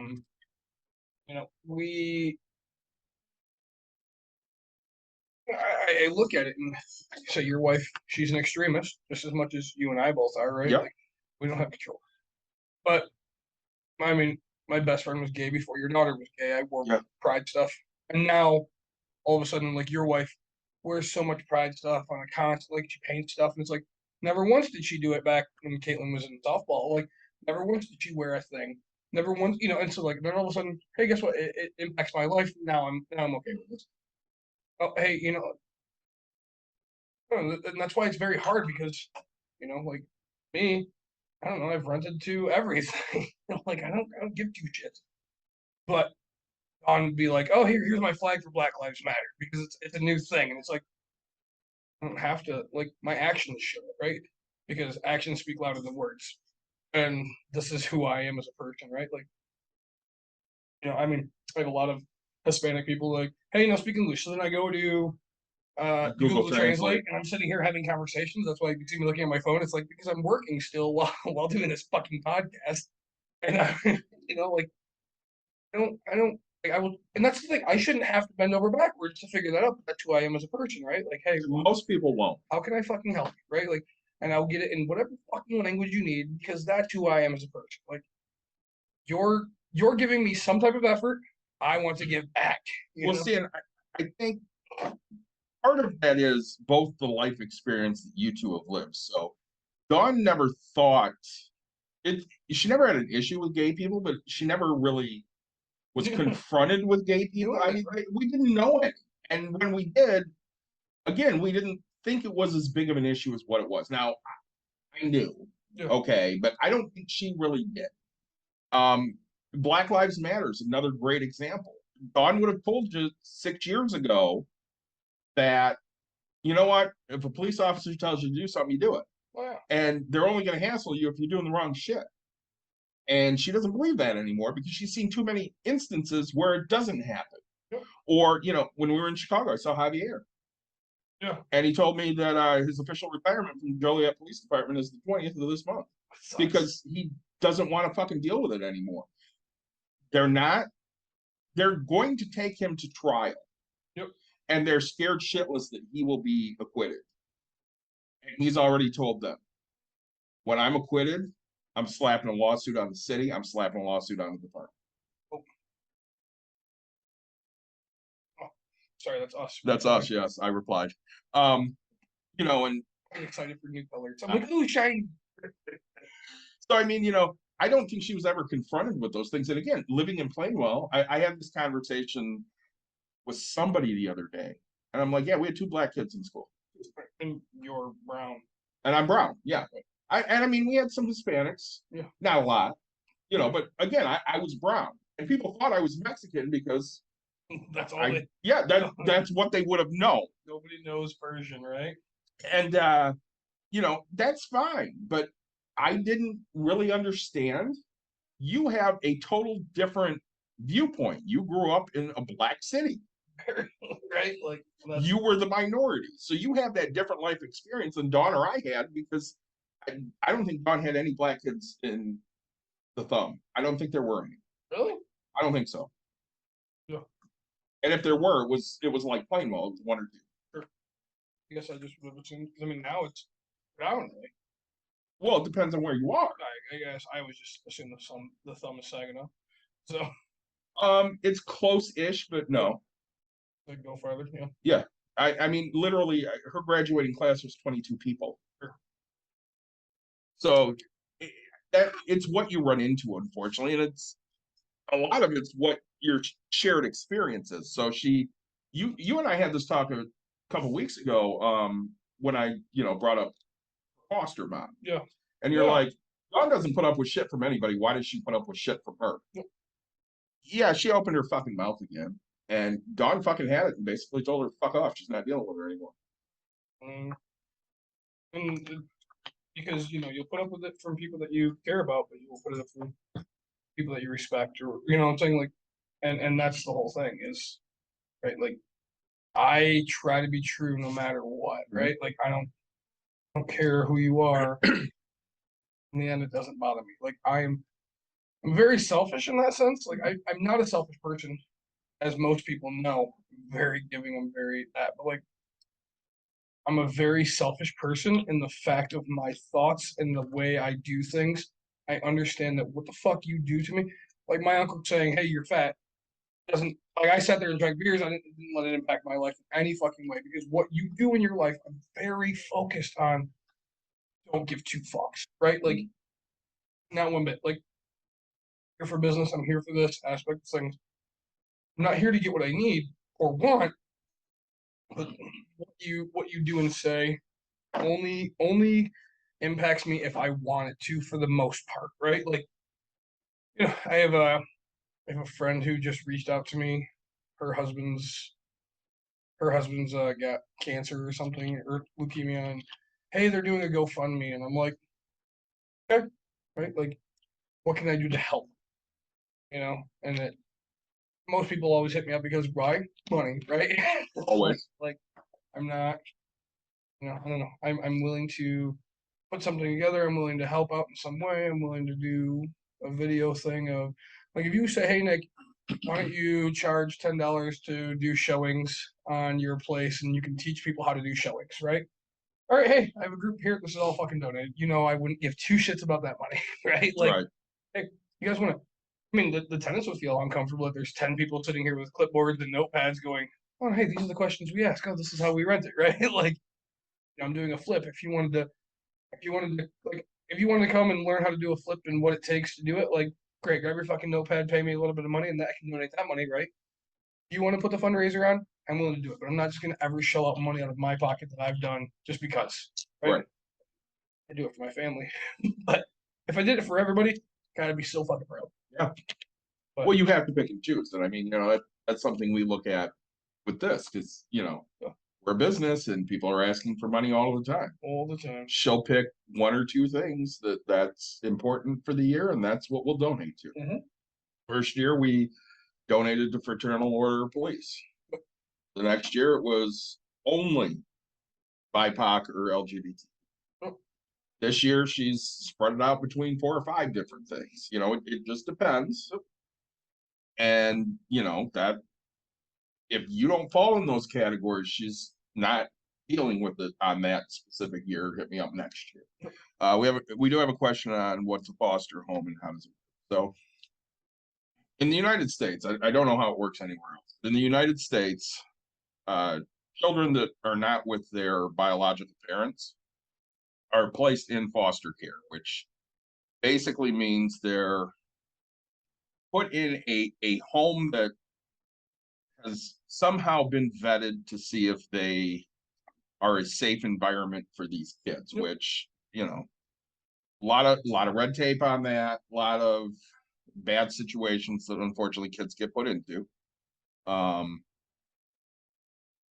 When my wife was growing up, she was assaulted by her biological father, and she ended up going to several different foster homes because, of course, when you hit a certain age, basically older than 2, Yeah. adoption isn't as much of a thing. You get excited because you're like, I forgot I bought that, but like I knew that was the one I really wanted. Yeah. That's from a bar I just went to a couple weeks ago. Yeah. You have a sticker for him Yeah, now. I do. I say that's kind of funny to me. So we're gonna stop real quick. Sorry, I know we are talking. Brew Dog, Hazy Jane, Peach, Embrace the Opaque. So this is I'm really excited about this. I seen it. I should have another one in there that I'm really excited about now. I might start drinking. Anyway, Remember, you have to work tonight, I do. and we're gonna have another show probably Wednesday. Yeah, hopefully.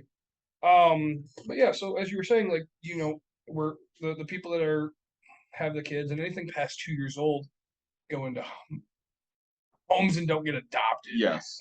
Right. And they really get shuffled around a lot, unfortunately. Yeah.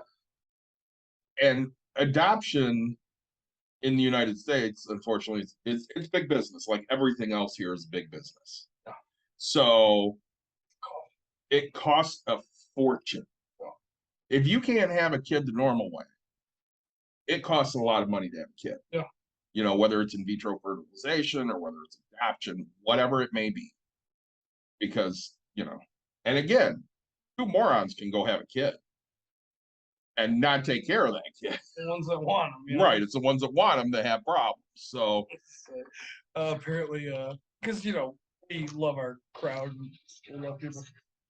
Oh, I was so hoping that was a scam call. Very important phone call.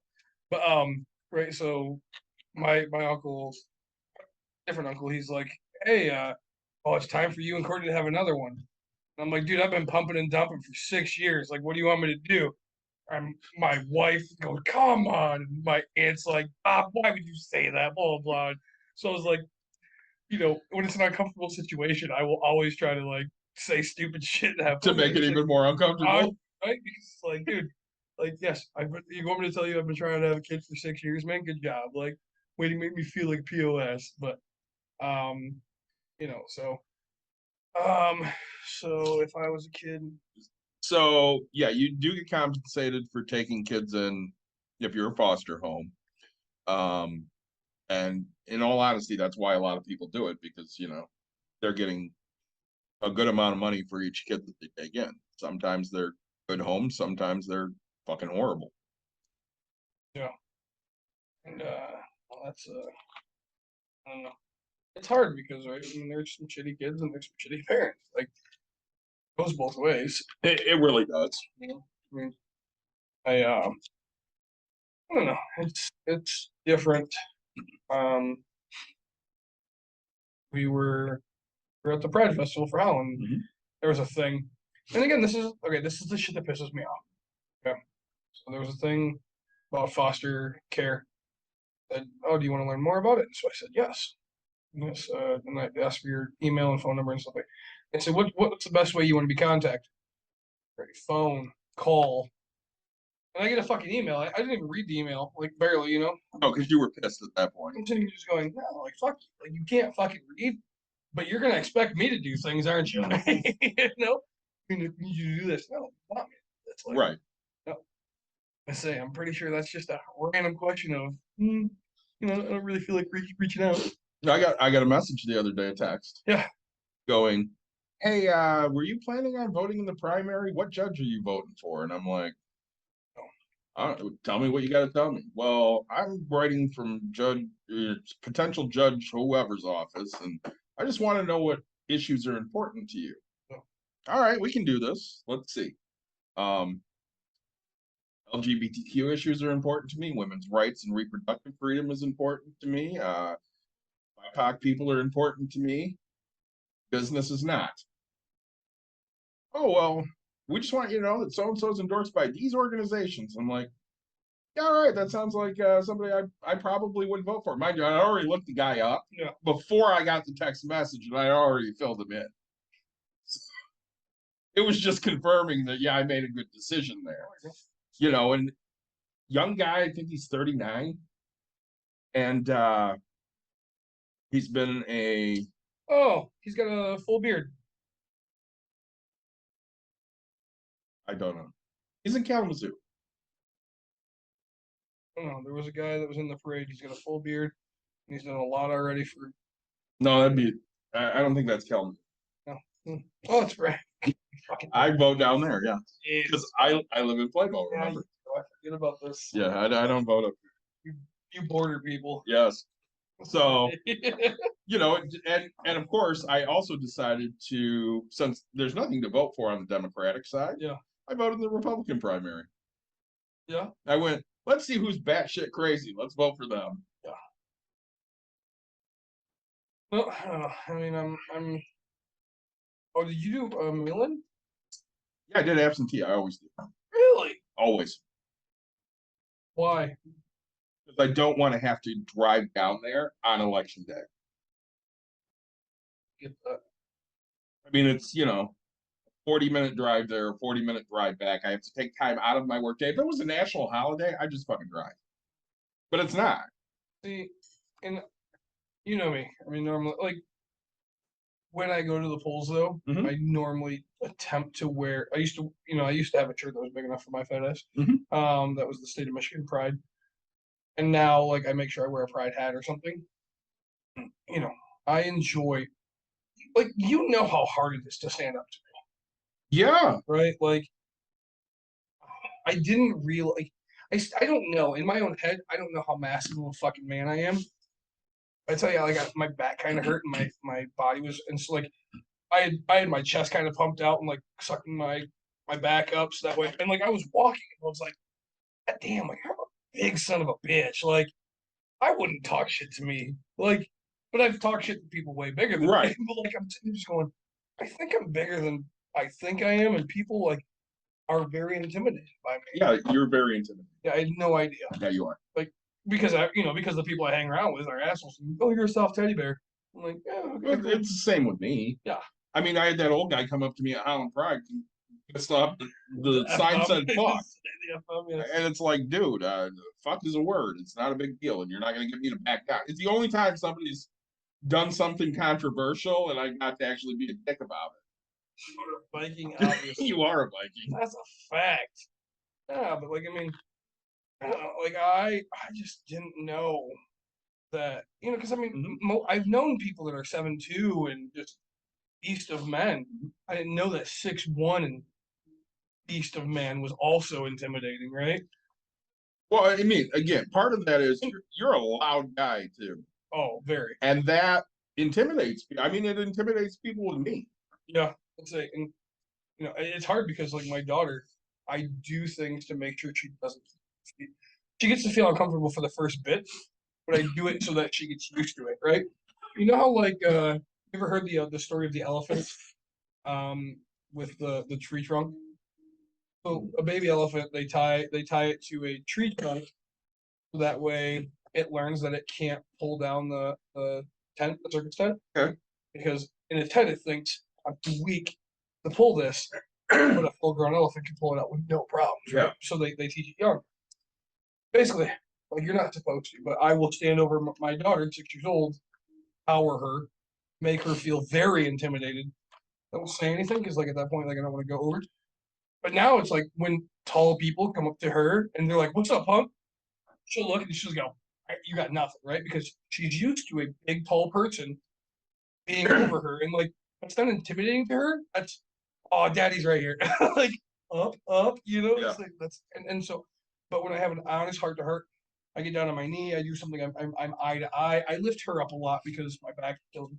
But I lift her up, right, and I'm like, "Hey, this is where it is." And that gives her. She doesn't have mobility to move, but we'll talk. Well, eye to eye. Like I I want to build her to not be that person that's intimidated by me because I'm not intimidated by me. Well, one of my proudest moments with Caitlin, Yeah. was the first time she yelled at me. Say there you go. When she sat there yelling at me, basically telling me I was an asshole. Yeah. I'm like, yeah, this kid's gonna be okay. Say you got If she down. can stand up to me, she can stand up to pretty much anybody. The 13th Amendment. Correct. Yeah. No, commandment. Oh, sorry. The 11th The commandment. 11th commandment. Yeah. Go fuck you. Yep. Oh, fuck you. Oh. Oh yeah. I think when it comes to mental health, like it bugs me because the amount of women that don't actually care about men's mental health, but they want you to care about their thing. That pisses me off, right? Oh, hey, this, and it's everybody wants their thing to be a thing, but we talk about it, and if you say, "Hey, I just don't want to work today," right? What's your wife say? Suck it up, buttercup, go to fucking work. Honestly, my wife would probably You say, have "Well, so then many take the hours." day." Yeah, so you have so many hours to take it off, but I don't know, and that's my problem with America is that's why to me, okay, so recoup that thought. I went and did what I had to do for my family. Yep. Okay. I spent hundreds of dollars. And why it helped me is because I learned that I can do that. Mhm. Came back, I'm not broke. I still have some coin. I'm gonna be okay. I didn't have to sell a fucking house. I didn't have to, like, sure. I mean, do I see it? Yes, because I track every penny. But at the end of the day, and that's awesome to me, right? It makes me remember why I do what I do, and that's why I do what I do. Right? If I worked in a day job, I wouldn't have been able to leave Wednesday. If I worked in a normal job, I wouldn't have been able to take that time off. I wouldn't have been able to, you know, my career or my business. I wouldn't have been able to do that. Like, just completely different. Well, and so I had therapy, and Angela and I are talking, and she goes, initially, she just basically punched me right in the fucking face when we started, and she goes, "I think we need to discuss this today." And by the end of it, I was just fucking emotionally drained. Yeah. But she said at one point during our talk, she goes, I've heard Don say it to you before. You're sitting there talking to me about softball or work or whatever's going on in your life. Yep. And she goes, I'll hear her say, "I don't understand how this is helping you. I don't understand how this is therapy. You're just talking about your day." She goes, and Dawn doesn't understand that that a piece of therapy. You're talking about your day, you're getting these emotions out, and I'm helping you try to find a way to deal with it. So one of the things I've noticed, especially in the last year, is I'm trying to listen more to the words that are actually coming out of my wife's mouth. And before, I would really kind of blow her off. Okay. Sure. So, like, if I get blackout drunk, I say really mean things to my wife. You can relate. Yeah. Yeah. And she says to me all the time, I have to live with the shit you said. You don't remember it, so you have no knowledge of what went on, but I just got told for an hour what a piece of shit I am and how you fucking hate me. And I get to live with that. And there's no way for me to resolve it. Sure. And I'm like, yeah, that absolutely sucks. I'm an asshole for that. And I'm really sorry, but I don't know what to tell you besides I'm sorry because I don't fucking know what happened. I have no idea. I have no recollection. There's just nothing there. Right. So I feel bad about it, but all I can do is say I'm sorry. Because that's all I got. Right. And I think I've worked really hard the last year on trying to understand more where she's coming from and what she's doing and really working on not being a dick. Yeah. But, she's got 20 years of me being a dick. Oh, and like sometimes, I don't know if you're like me, you have so much that you don't know which one is bothering you, right? Like, Yes. I'm so tired of like because Courtney, she'll suddenly be like, "Hey, something wrong?" No. What are you upset about? Nothing. You seem like you have an agitation. I'm fucking agitated because you've asked me 3 fucking times Yep. what's wrong, and I don't know what it is. Like I know that there's something probably bothering me. Like I'm not like I'm sitting here on a couch and I know I need to be doing other things. Like I'm stuck between like I have to get shit done and oh shit, I really just want to fucking break for 2 seconds from the world, and yet you're on my ass right now. Yep. Like that's really what it is. If I had to put it out there plain and simple, Jesus Christ, shut the fuck up for 2 seconds and then go, hey, you want a beer? I'd be like, sounds pretty okay. Like I'm not like I always love coming to do these podcasts. I got home, Emerson, did whatever. I'm sitting down, we're talking about dinner, and Courtney goes, "Oh, did you want to eat before the podcast?" And I was like, "God damn, I have a podcast to go do." Like, I had just sat and finally was like, all right, like my day is a little, and then I realized I had to come here. I was like, man, and then I remembered you said to come early. So I was like, all right, let me go make decisions of life, of what drinks I want. Let me go do this. And I was like, I just don't want to tonight. Yeah. Like, I don't, man. Like, I know that people think I just had a couple days off, but like, that was emotionally shit. Coming back to this, like, again, we talk about I have properties that are trying to get work done. I am an emotional wreck in a sense of things of like, God, like, it's not that I'm not hitting wins too, like, but But are you focused on the wins or are you focused on all the shit that's going wrong? that win is literally a 2-second, hey, congrats. I'm not going to be an arrogant asshole, but I'm just going to come off that way. Yeah. I just signed a 6-figure check and didn't give 2 fucks. Right? Like I got it. I got it in. I put it in the bank. Like, and all I was focused on was the fact that a tenant didn't pay me $700, right? Because like they owed me that. Because again, it goes back to Jesus Christ, you owe me fucking money. It's due on this date. Like, why did I just go away with my family, come back, and I still don't have your goddamn rent? Right? Which was due at least 6 days ago. Like Technically 11. But... Right. Like, you know what I'm saying? Like, why? And so like this check, it doesn't change my life, but it's just gonna fucking sit there. I don't have time to focus on these wins. It's an awesome goddamn day. Sweet. It's great. It bought me beer tonight. Good job, me. But in the end, like, no, I'm so focused on making my business better. Well, and part of the problem is, again, this goes back to you and I are struggling. Yeah. And we're struggling because we don't know how to just sit back and relax and enjoy the shit that's going on because things have to be done. Yeah. We have to go do things and we are beholden to other people.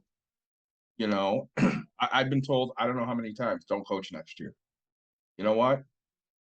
I told you, I got 4 kids. Yeah. I got to get them through. And, you know, the look on their faces when I wanted to talk to them after our last game and Lily going, "You're not quitting on us, are you?" It broke my fucking heart. I got to go back for 2 more years. It's what I have to do. Is it the right thing? Probably not. But Well, no, I can't say honestly. Like, if you ask me for my honest opinion, no, it's not the right thing, right? Like, it's not. Like, no one liked you. Mhm. Like, I tolerate you because I know who you are and it's gonna end, right? Like, in the end, I can see it coming. Just as much as my wife knows, like during these times when I don't have penance and I don't have this and I don't have that, and it's like a struggle. I'm an asshole, Mhm. and she hopes it comes to an end. Like I'm very, and it's hard because like I feel so emotionally drained because I have to show my kid support. I have to show my wife that I love her. But I really just like I want to get my business taken care of because of like it's something I can physically just do and it has an end. Mhm. These are maybes and it will eventually type thing, but nothing's a guarantee. Mhm. And I like to get those things done, right? Like, and it's so difficult. Like, so if you ask me, hey, David, should you do it? Friend to friend, yeah, all day, right? Friend to the guy that cares about you, not a fucking chance. Like, you stop. Like, you're putting your relationship on the line, you're putting yourself on the line, you're putting friendship on the line, you're putting, and yes, okay, are they 4 kids? Sure. Are they great 4 kids? Sure. Have you impacted 400,000 other ones? Yes. I know that the other 4 are going to matter, but in the end, when you look at yourself, when you look at your wife, when you look at your life, when you look at your daughter, everything about it, that's more important. And Mhm. so if you ask me, hey, should I do it? No. But are you going to? Fuck yeah, that's who Yeah. you are. Like, Unfortunately, I'm going to do it. and I'm gonna be there to support you and be like, hey man, you're gonna text me and you're gonna go, dude, this. And I'm gonna go, dude, it's cool. You wanna go grab a beer? You wanna do this? Like, come over, do this. Like, I'm always gonna be there to support the aspect. I'm gonna tell you, hey man, you can quit. No, I can't. I know. Trust me. I'm gonna let you know that I know you could. It's like saying those words, like, you can quit. Like, there's 0 chances in yours in my mind that we could ever quit anything. Like, Yeah. we know in the back of our head, like there's a 1%, like, yes, is that thought of like, yeah, I could, you're right. You're right. In theory, I could quit. Do you know who the fuck I am? There's no chances I can quit. Well, he stopped by on my birthday to give me the stuff the girls got for me. Oh yeah. And I brought up the fact that you got me for 2 more years. That's it. And I brought up, you know, what happened after the last game and the fact that I'm not getting close to these kids. Yeah. I don't dislike them. Determined I'm never gonna marry, sir. Good choice. I'm not gonna treat them any differently than I treat other kids, but emotionally, I'm just cut off. It's like the first year I spent up there. They were really nice kids. I got along with them. I don't talk to any of them. I mean, we're not ever gonna be close. We're just not, and that's okay. You know, whereas today I'm texting Ariana, who played 1 year for you and 3 years for me, Right. because she's important to me. I mean, she's like another daughter, you know. Will these 4 be? Probably not. I mean, they come from really stable homes. I may not ever talk to them once they graduate. They don't need you. They don't. Nope. But on that field, they need me Yep. because I'm that buffer between them getting yelled at and me getting yelled at. So I'll take that hit so they don't have to most of the time, you Yep. know. And yeah, it sucks for my mental health. Mhm. You know, you and I have had that talk a lot the last couple of years. I'm sick of getting fucking yelled at.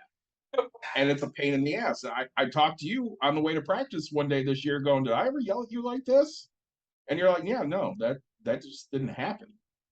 And that is rough. Once in a while, our wives will listen to this, and you know, it's nothing we wouldn't say to their face. We've all said, Yeah. like, we are not.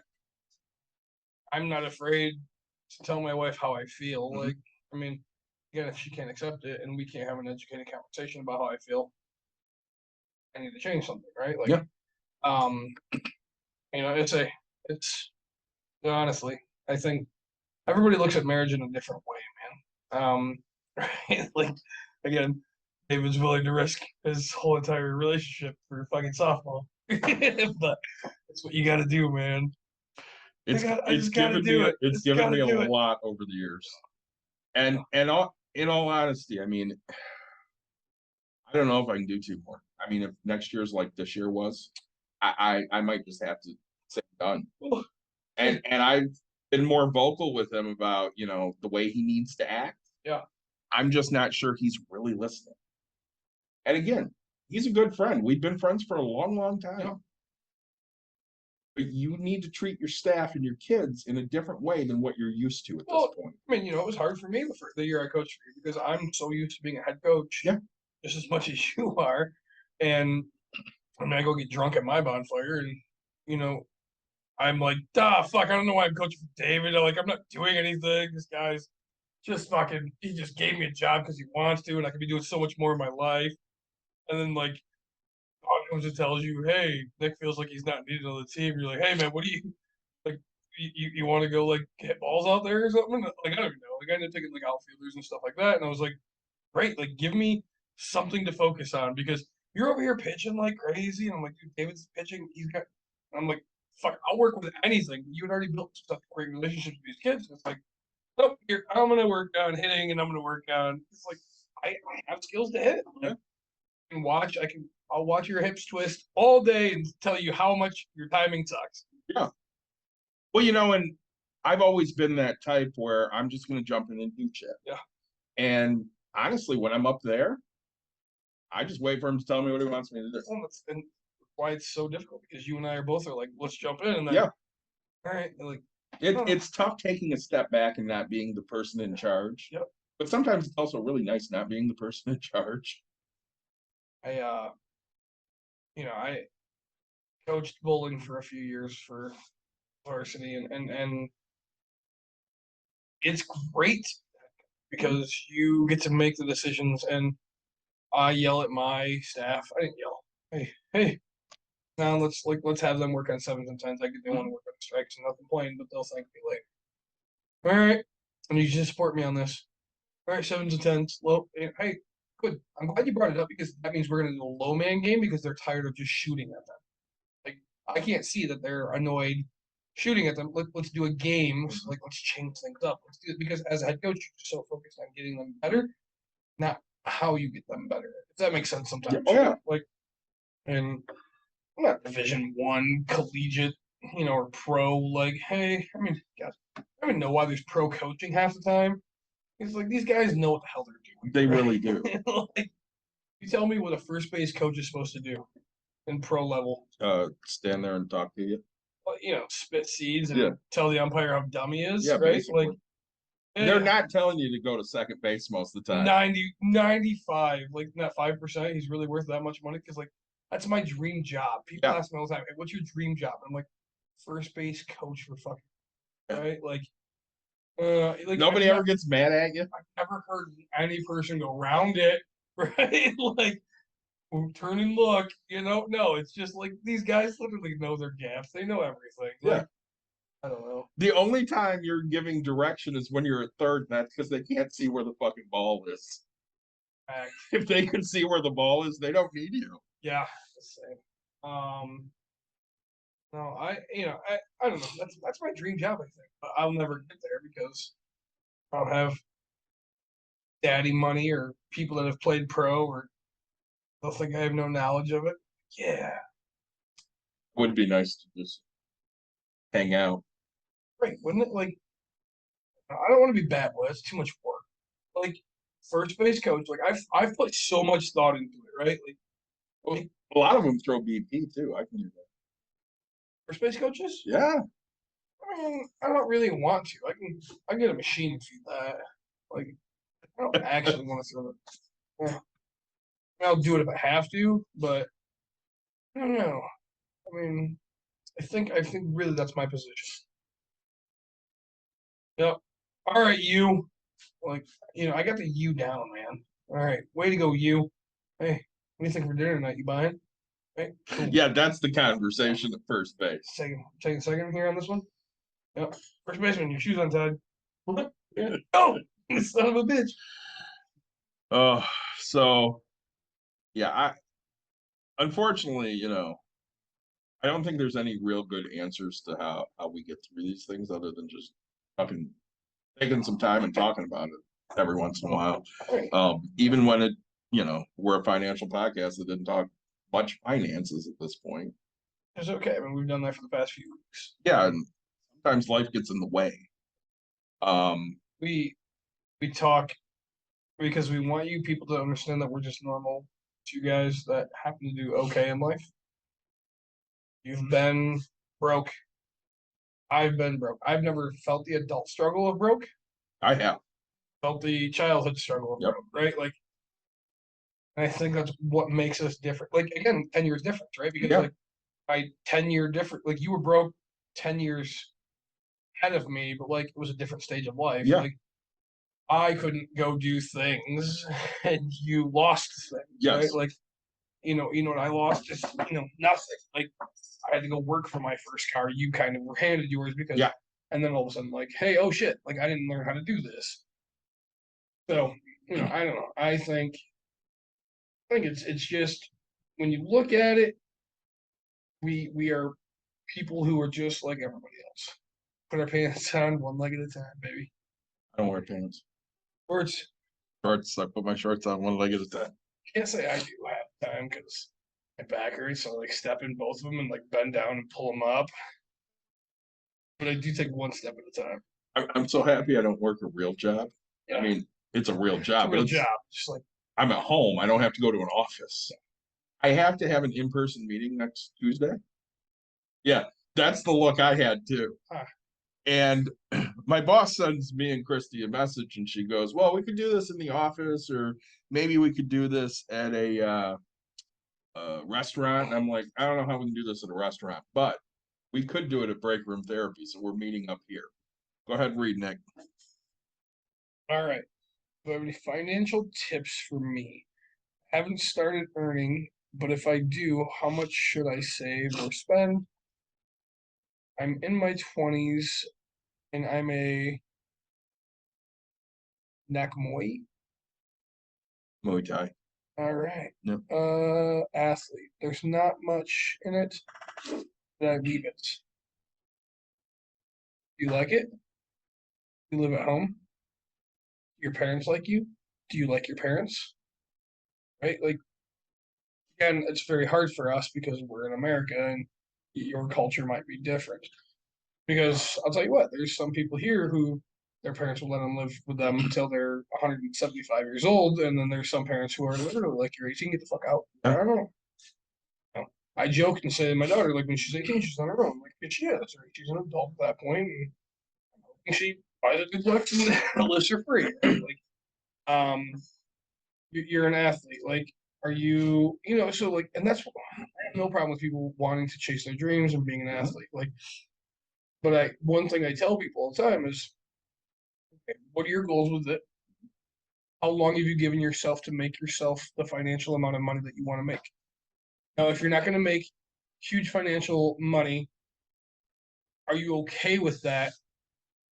And have you come to terms with like being able to stay at home with your parents? Like, I'm not going to tell you to be unhappy and go work a job, right? Like, if your parents are cool with you, like my wife asks me all the time, she's like, "Oh, what if your daughter's going to be a painter around the world?" And I'm like, "Oh, going to be a hard pass for me." But like, if she goes and impacts the world and like does great things and like helps people everywhere she goes, she doesn't plant fucking trees. Pay for every goddamn trip. Yeah. Right? Like, you're gonna go and flights are cheap, Monday through Thursday. Like, I'll pay for your hotel to make sure you stay there. Like, you'll always get your home, but I'm not going to front you just sucking at life. Like, you have to have intent. Everything you do has to be with intent. Well, and with the athletes that I coach, I tell them all the time, there's no money in softball. Yep. If you want money in softball, there's only one place. It's in the training. That's where you make money. And again, you're not making hundreds of thousands of dollars to do it, but it's a nice side. Yep. So, I mean, like Nick said, you really have to look for what is this going to get me? What is my goal with this? If it's something you can continue to do and start earning from a different avenue of revenue, that's a great thing. As far as how much you can afford to save and spend, I mean, we'd have to know what the living situation's like. Like Nick said, if you're living at home and your parents are good with that, then you need to put more into savings than what you're spending. Well, it's, I mean, like that's exactly. Like, I don't know. Are you paying rent? All right, so this is what I was excited about. Little Sour Me America, Rocket Pop Sour Ale, right? Brewed with cherry puree, raspberry puree, lime, and tart cherry juice. Um, right, like I mean, so what do you define financial success as? Does your country offer um kind of bonds or Grants. anything like where you can invest your money in the problem? Like, I mean, how secure is your country with what they have, right? Um, so I guess we hit you with a million questions. Feel free to answer any one of the 15 when we when you want. I'm Yeah. excited to try this. As far as financial tips go, so most of the world's dealing with high inflation right now. I'm still investing as I have. Oh, I haven't changed a thing. Yeah, and Hi. that While we were starting this, Uh-huh. I was kind of going through things. Mhm. I have lots of money on my Coinbase that you gave me for free. They're giving more money. You can like take tests and get money. Oh, so my Coinbase is down to like $7.15. I'm up to like 16 or 17 bucks because they gave free stuff. Fuck. Get on it. Oh, and then my other one is my other one I'm actually still at money, just not the $4,000 that it was.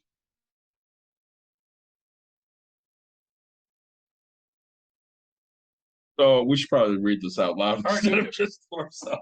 So wasted 7 years doing it. I feel like sometimes no. All right, here we go. Read it out loud. So parents love what I do, but they nag me to earn more money, and there's not much money in it. Even if my parents say follow your dreams, I don't think that sports has a lot of to offer money wise. Eventually, I have to go find a job. I regret sometimes why I wasted time in my life in the sport rather than I should have learned engineering and gotten a job.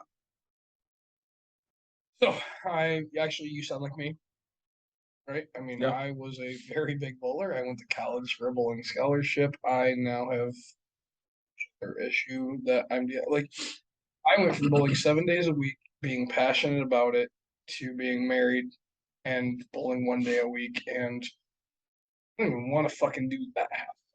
Okay.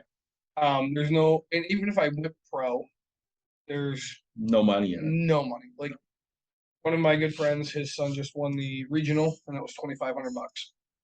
And like he's smiling, and that's great. Like you won $2,500. And I get to know it took a week. Is he smiling about the 2,500 bucks, or is he smiling because he won?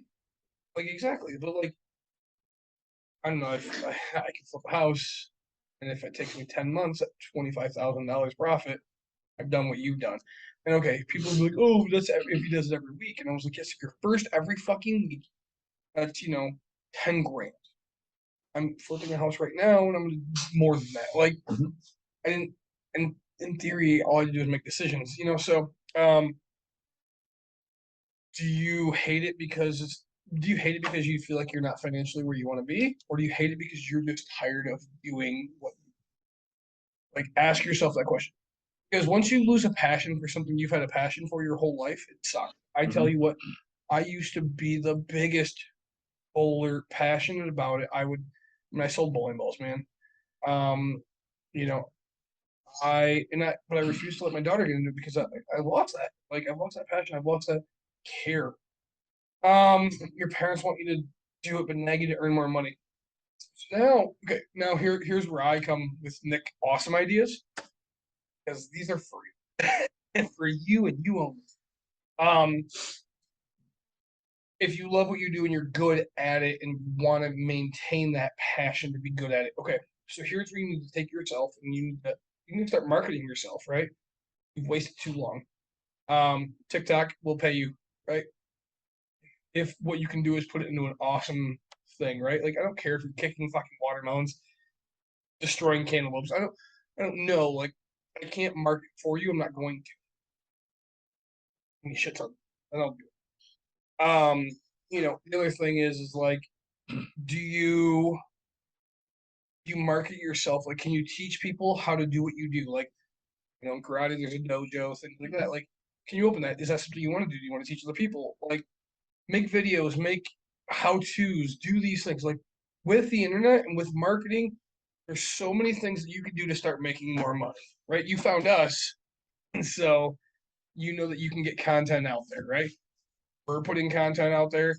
Are we the greatest at it? No, but we care necessarily. I mean, we care, but like not We care, pursue it as much as right? we could. We're not looking to quit our jobs and Do this do this full time, yeah, because we, for the most part, enjoy what we do, and we make good money at what we do, and this is our fun, shut down our brain time. This is a getaway, and when your phone rings, just go, "Do I want to answer Yeah, that?" Like, and I mean, we talk about money together anyways, so other people are interested in the shit we say about money, so we get together and do it.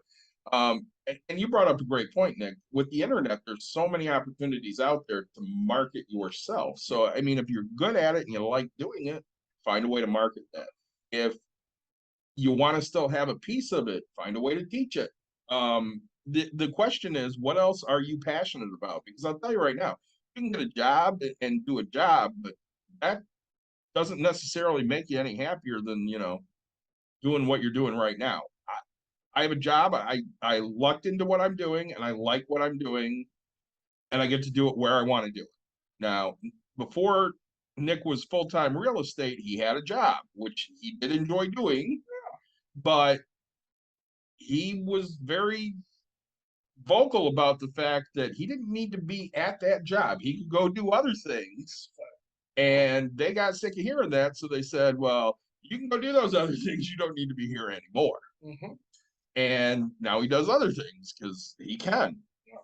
And I would say you're passionate about real estate. And that's the problem. Is like I am. I say I used to be like I used to be passionate about the tenant aspect of things because I'm scared my life has changed. Yeah. Prime example. Okay. I had a tenant move out. I tenant move out, tell me that she sugarcoated everything. She's like, "Oh man, Nick, you were great, best landlord. I cleaned the place, left it all good. I get over there, my refrigerator and freezer are full, and my cupboards are full of food. Well, me in my position of life that I'm in now, I would just throw everything away because I'm tired of it. Mhm. Now my wife again still has that passion. I said, "Hey," I went home and I was like, "Hey, can you help me? I just need something." And then my bullshit with my family came, and then I come home. I was like, "Hey, this is yada yada street done." And she's like, "Oh, I didn't get over there." And I was like, I was pissed because she told me she'd get it fucking done, right? I was like, if I can't rely on you and you tell me to fucking give you whatever I need, like I lost my shit, right? And then so she's over there till I get home. Here it is, 10:30, 11 o'clock at night. I was like, whether you're not home, I'm over here fixing your stuff. And I was like I can do my stuff on my time. Like you asked if you could help, and you, you told me you'd get it done, and you didn't. Okay, like don't tell me like that's what pissed me off. And I'm like, Been there. and so I texted her. I'm like, look, I'm gonna pass out. Like I'm exhausted. I just had a fucking like 11-hour drive home because we had to stop every 2 seconds. I see you guys, and so however long later, I'm staying awake and oh, daddy, I said, hey, babe, hey, night, and I was gone. Like I'll go the next day, but like that kind of stuff bugs. But so long story to that is we went and bagged everything up, donated all the stuff up the fridge and the freezer. She posted on Facebook. She's like, anybody need food? Here, dry goods actually went to people we know, like, because we don't need it. And like, we eat out every 2 seconds. Like, so we're like, here, just dry goods. Hey, if you guys want it, awesome. And like I tell people, like, and I'm very nonchalant about things because I'm like, hey, there's macaroni and cheese, there's a bunch of other shit. If you don't want those beans, man, like, just throw them away. I don't really care. Like, I got them free. I don't care. You're not going to offend me in any way if you don't want something I've given you. I'm not going to make you feel bad that you've taken food. Like, I don't care, dude. Like, it's like my mom gets food truck, right? Like, so, my wife still has that passion to try to help other people where I'm just about the time at this point in my life. Like, Yeah. I could literally bag everything up, throw it in the fucking trash, and I'd be just okay. But she wants to help that next person. That's what I love about my wife. She'll take her time, but the problem is she'll take her fucking time. Mine was get it done 4 fucking days ago, right? Like, Correct. I could have been, hey babe, can you go show this unit? Hey, can you show the unit? Hey, can you show the unit? Well, and we've had similar arguments too, because there were times that I'm not coming here and I need my computer. Yep. And I'm like, hey, hun, when you go to work tonight, can you bring my computer home? Oh, yeah, I'll do that. Next morning, hey, did you bring my computer home? Oh, no, I forgot I'll bring it home. Oh, no, I forgot I'll bring it home. And then I'm finally like, fuck it. And I just go get it. And she's pissed off because I'm pissed off. I asked you 3 times to bring it home. You didn't bring it home. So fuck it. I'll do it myself. And those are things that piss her off. I'm like, I obviously just have to do it myself to get it done the way I want it fucking done. Mhm. And she hates that answer, but sometimes that is the answer. Right. Well, like, again, Courtney will ask me, what's bugging you? And it's like, what's bugging me is my shit's not done. Okay. And I get that I'm being lazy, but you're the one that said you'd help me. When you say you'd help me, don't ask me how to do it. Don't ask me anything. Like, I told you what I need done. Figure out that. Like, I shouldn't have to make the decisions of how to make this happen. I can pay somebody $400 to go get it fucking done. Yeah. Like, I want it done for free. Okay. Well, and the problem is I pay my wife more than I pay anybody else. Right. If she went over there and took 2 garbage cans out of the fucking basement, oh, we'd be at fucking Sakura right now for $150 dinner. Yeah. The next day, oh, hey, I did this, but I had to leave and I had to go do this. Okay. All right, cool. What do you want to dinner? Like, oh, let's go to Ruth Chris, right? Where I can and just get it done. It's frustrating. No, I totally understand. I mean, all right, you want to read that out loud? Oh, we got another one. From a financial point of view, can passions change?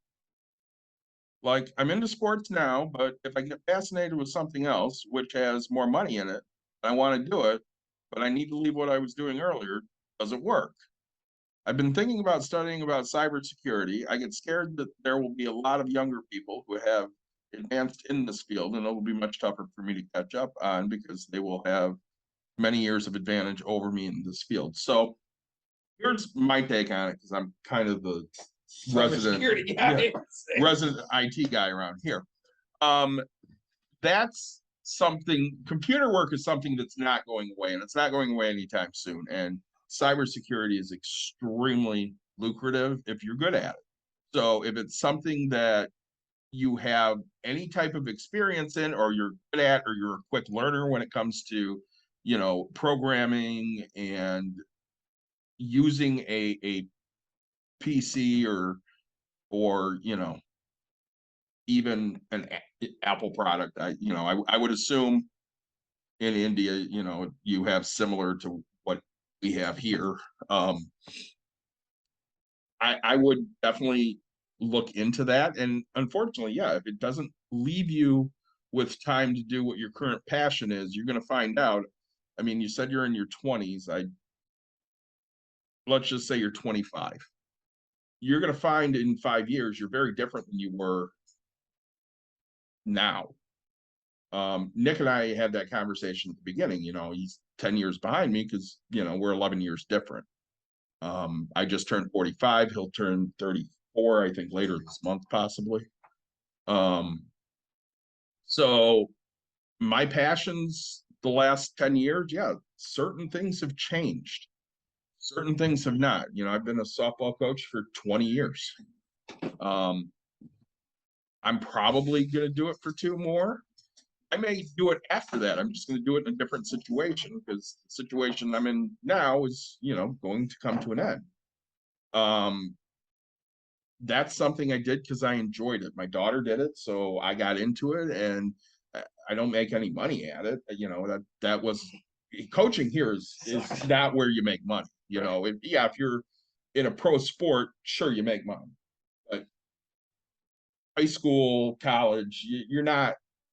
You might make a living in college, but yeah, college basketball, college baseball. I don't know anybody that makes big money. You're talking 30, 40 maybe, right? Which, is not great. Say, So and your passion change? Yes, of course. I mean, but I mean, again, I said my passions have changed over the years. What about you? and like when you talk about can your passions change? Okay, the problem that I see when your passions change financially,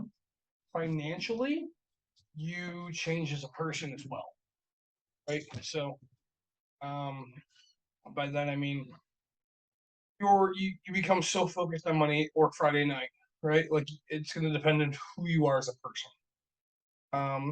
Hey, I want to go to the bar.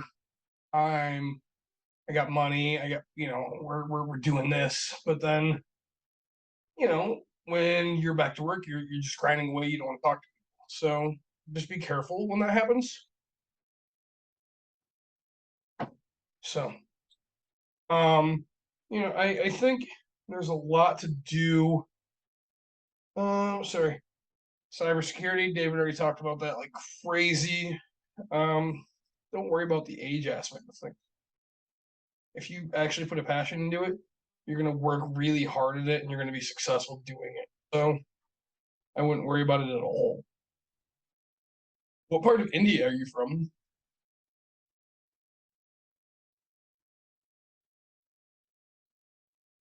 And say, you know, we go back to men's health, right? Like this is a hard decision in your life. Like something you've loved your whole life.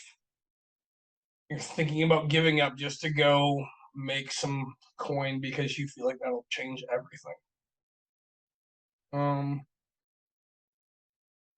Thanks so much. We appreciate that. Um, we try to listen to everybody. We, give give our advice, whether it's the right advice or not. Find out someday. But um, I uh never heard of it. Let's say no, I've not. Sorry. Um, but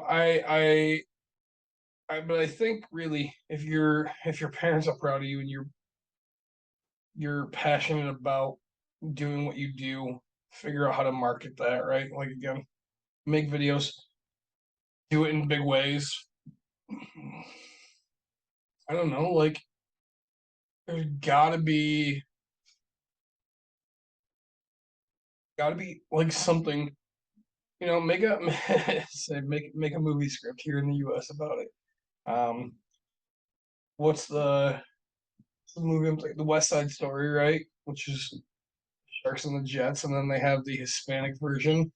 I don't know, make the Indian version of the West Side Story where people are doing Taekwondo and stuff, man. Like it's just, again, I can't market for you. I don't know what's gonna work, but keep doing what you're doing, but find a way to make more money doing it. You say there's no money in it, but like I can figure out how to let you know what's gonna work, right? Like post things out there. If it does well, it's gonna go okay. I like the fact that in the beginning of this, he's like, I'm staying here for a scam call. Can you stay for all scam calls? Because like, I haven't gotten one all night. Normally during episodes, I get hit like 50 times, don't I? You do. Yeah. Oh man, not far from Bangladesh. Not very, no. So, let's see. Cybersecurity. Yeah. We appreciate all the actually. So I know you said you appreciate us listening and giving, but we appreciate all the input, the questions. Really, it makes us feel great because we're helping somebody, right? Yes, Goldberg was checking that. Damn right. Say, There are areas over there that I wouldn't want to go to, like Burma. Alabama. And I don't want to go to Alabama either. A lot of crazy fucking people in Alabama. Yep. Yeah. Yeah, so as far as listening to you, we always enjoy when listeners, reach out and say, hey, I have this question, or I was thinking about this, and Yep. we're happy to answer those things. You're still working tonight, huh? Yeah. Okay. Second. No, I'm not working tonight. I'm probably gonna go home, eat some dinner, and take a shower. You bet. It might be. That's a great idea. Maybe you're not working tonight. What is this one? This is culture. I love culture. Never had it. Really? Nope. This is brewed in Seattle, or sorry, St. Louis. I wonder if they have good beer in India. That's a great. The only way to ask is to ask the person that's Hey, listening. do we have good beer in India? And do they import into the U.S.? Like, what would it be called? Yeah, You know? because I'm we excited. would want to try Indian beer. I like Indian food. I have never had Indian food. Oh man, Never. is it a curry leaf right there on 44? Never had it. Really? Oh, Indian Palace is a good place. So one of the things, I literally stayed for the scammer, but then felt well, I got hooked on we it. are talking. They have Corona. We have Corona. That's a Hispanic beer. Actually, I think no, it is Corona. That's fine. Huh. I like Corona. You know, even though it's a Mexican beer, bottled in Chicago. Wait, time out. What else you got? Say this kind of, wait, you guys have like, because I didn't know like Greece, they have Yuza, whatever, and it's a liquor that tastes almost like black licorice. Yeah, Like, Uzo. yeah, it takes Jagger to like an Oh, yeah. extreme of then some, which is okay beer. Yes, I get that. I drink some okay. I was talking to somebody, and they were going to introduce me to Kingfisher sucks. Chinese. Say, it's actually true. I've had that too, but Heineken, Swedish beer. in theory, yes. It's so funny that you say that because I look at Heineken always as an Asian beer. I never put Heineken as like any other thing. I almost told my wife to give me the non-alcoholic Heineken tonight. That's why I Yeah. got this because of you. Oh, and the guy's like, "Hey, do you want a different box?" And I was like, "Nope." I didn't tell him why. I didn't tell him anything. So I gotta say honestly, for non-alcoholic beer, they're not bad. the Guinness isn't bad actually. Yeah. The Heineken it's water. Kingfisher tastes like piss. Actually true. You know, I'm gonna take issue with that statement for a minute because people tell me that all the time when I'm like, it tastes like piss or it tastes like shit. Never had piss. Right? They're like, how would you know? Okay, I don't know, I could assume, but I imagine. this. I've smelt it before, and this tastes like the smell is okay. Yes. Oh, dude, you know what? I want to be friends with this guy. I Now. do too. I told him how to find us on Twitter. He finds us on Twitter or goes to the website. We'll hook up. I'm coming out. I'm not gonna lie, this is great. Well, if you go out, you gotta take him a t-shirt. Buy it out there. I don't give a shit. 30% of Indian consumes alcohol. 30%? Really? I don't know what America is. Yeah, I If would. only we had Google. If only we did. And if India's a third world country, what the fuck are we at this point? While Nick Googles how many people here drink. What percent of America drinks alcohol? I'm gonna say roughly 63. 85.6% Holy. of people ages 18 and older reported they drank alcohol at some point. 69.5% report they drink in the past year. Okay. 54.9% / 9.1% of men in the age group say they drink daily. That's perfect. Well, I mean, I said 63%, 68, I think, said in the last year. So that tracks. Yeah. Are you surprised? Let's see. Tell me all the time, like life, you gotta lose weight, you gotta live life. And I was like, something tells me I fucking live my life. Like just because it ain't how you live it doesn't mean it's not the way I live. There's some healthiness stuff I should work on, but like really in the end, I mean, if I died I died on a T-bone steak, can't say I wasn't happy eating that fucking T-bone steak. Like, It's very if true. the words that come to my mouth are just like, this son of a bitch is dry, and I drop dead. Like, all right, then be like, he hated his life. But like, if I'm eating a fillet and it's like juicy and shit, he goes, well, there goes. Like, pissed I died early, but like, I got nothing to be mad about. Like, I died. What? How can you be pissed about dying? We were talking about the filet mignon at the strip club on my birthday. Yeah. And Dawn goes, I just don't understand. Because she never had a filet mignon when she was, a meat eater. Mhm. And she goes, okay, so it's not Really? yeah. She goes, it's not a filet because now it's just black Angus steak. She goes, it's not a filet. Why isn't it, almost as good? I'm like, yeah, those are two different fucking things. Okay, fillets, that shit's gonna melt in your mouth. This is just a steak. It's just a $10 steak. Sirloin that Yeah, brand's cubed up. yeah, it's just a $10 steak. A $10 filet is where it's at. Yeah. Especially because you get two sides with it for $10. I had $9 filet, 14-ounce with a potato and a salad. Yeah. In South Dakota. Right. Tasted great, but like no seasoning. Not one bit. Yes, we do have strip clubs. Wait, do you guys have strip clubs? Because I'm not trying to be that guy, but I would I don't know assume. where Mia Khalifa did her stuff at. But all I'm saying, bro. Is she Indian?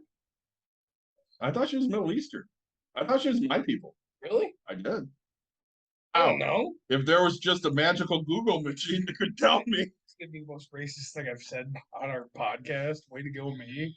I could have swore. Nah, I wish, but we don't. That happens, man. That's crazy.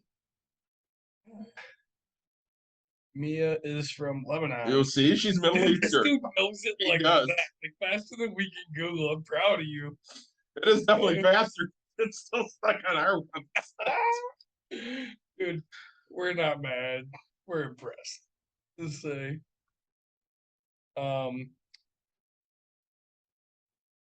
That's he said, all right, when you come to America, just let us know. We're picking you up with it. Yeah, I think so. I will introduce you to some good beer. Better than the New York kid. Yeah. Doing a live broadcast. No, you're not. Don't do it. That kid was. Yep. He was special. Fact. Then there was the guy from London Oh yeah. who wouldn't shut the fuck up. The drunk one? Yes. The guy from London would not shut the fuck up. For a while. We kept putting him on mute. He just kept coming back off of mute. I'm back. Let's say. Why do you keep muting me? Because you're annoying. Shut the fuck up. Let's say. Really love to meet you guys. You say that now. Let's say. Wait till you get your person. We're kind of an acquired taste too. You got TikTok, man? Yeah, we're on TikTok. Yep. So go follow Sick Dogs and Nick Watkins. And Nick Watkins LLC. Real good at making up things. Aren't you? Thank God. So David, tonight we want to talk about men's mental health. Yep. We want to talk about the scammer Yep. aspect of things. And of course, we want to let you guys know kind of what's coming up. Yeah. And we haven't done that yet, so TikTok is banned in India. oh, fuck up. That's awful. Dude, really? That's what he says. All right, time out. I need to figure this out. I can't have these conversations because you said you want to go to cybersecurity and you can't figure out how to fucking get around your security of your country to do TikTok. Like, the only way to make money. Like YouTube? I don't know. It's been 2 years. What? I wonder why I see no hot Indian chicks. That's crazy. Well, I mean, you do, but They're not from they're India. not in apparently. India. Huh. Yeah, Lebanese American. All right. It finally came up. Say 8 hours later, Google. Thank you. She just turned 29. Yeah, makes more money than you and I yesterday. Yeah. Oh shit. All right, so you really can't get around your country's cybersecurity. You can get like a 5-year-old nephew that can make this happen. That's a joke here because they are a more oppressive government, in a lot of ways.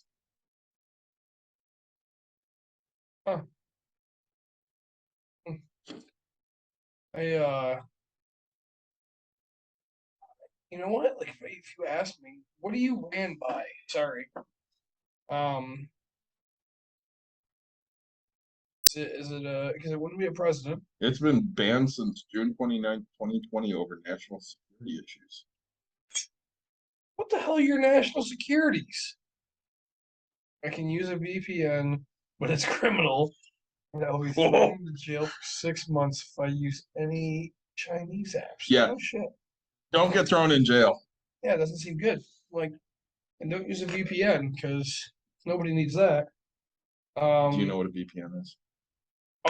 Do I know what the definition is? Something network, okay. So, but I know that you use it to scramble what your router terminal thingy is, so that way people can't just hack into your stuff. And yeah, variable something network. India is a sovereign socialist secular democratic republic with a parliamentary form of government, which is federal in structure with unitary feet. Or a data. So what does VPN stand for? Virtual protection network. Rambler, that's all I know. Because the VPN once in a blue moon to send some documents. Let's see how close I am on VPN. Alright. Ummer would know if he was here. Fucking Yeah, son of a bitch.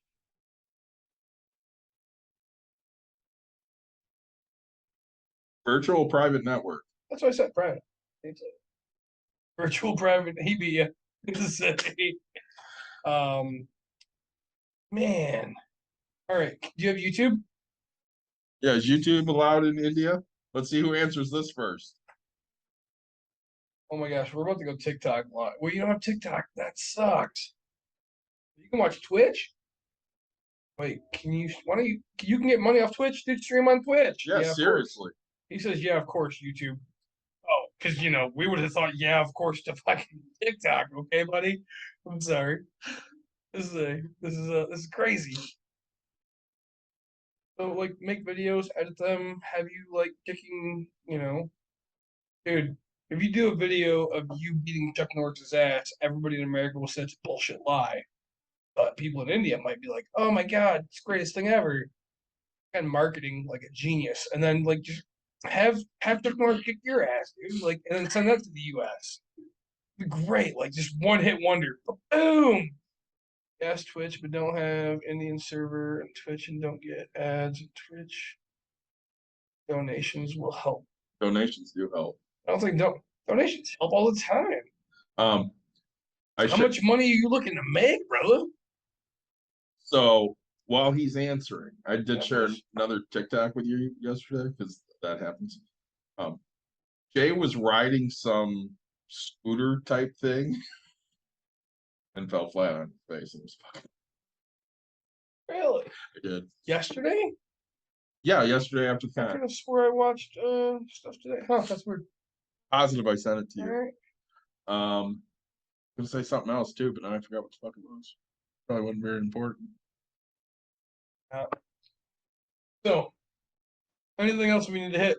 I think we hit the major things coming up. Yep, coming up. We're gonna have my buddy Charlie talking about big investments, things as storage units, big multi. Good enough. Heck yeah. I'll say, why don't you answer phones for me? Say, talking about big storage units, talking about big multi-family real estate deals. Lee answers how to acquire them, where to find things, how to vet them. I know we want to have an episode of, in November of the election, because we're becoming a financial podcast or Topical. yes, to say all the above, how it's going to impact us. How it's going to impact the markets. I want to have a real estate podcast again here real soon. Next Tuesday, we're making a drive down and doing an on location. What does that look for? Next Tuesday. You agreed to it. Next Tuesday's in my phone. That's fucking for sure. We're gonna go see the great Steve Henderson. What time is this happening? What time does it need to happen? In my phone for whatever time sounds great. That's for sure. What do you have going on? I don't, Okay. but I will if you don't plan it. I figured if we got down there around 6, that'd be great. Rick Steve podcast. You want me to drive? We'll figure that out. Okay. My birthday's in a week. I thought your birthday was this month. I couldn't remember the day. Oh man, it's next week Wednesday. We'll have to have a drink at Steve's house. Well, I don't know if I'll have. Good Steve will have to have a drink at Steve's Sounds house. like Steve and I are having a drink. You know, he'll have the brown wine. Smart man. Smart man.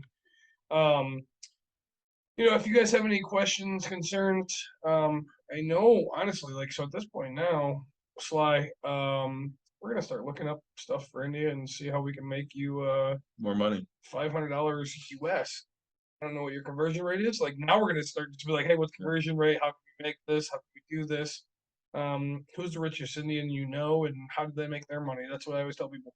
If you want what other people have in life, do what other people do, right? And if you want more than that, figure it out. Send us your questions, send us your concerns. Please let us know how we have serviced you today. You want to talk about your beers? I don't, but I will. You don't have to. They didn't sponsor All you. right. Let's see here. The one that I did not enjoy the ending after I poured it out.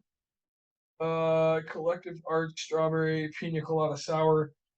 It was great as I sipped it out of, like, let's say, because I poured this much out. Yeah. It was actually really good. I really enjoyed it. And then I Still poured got that chunk. chunky.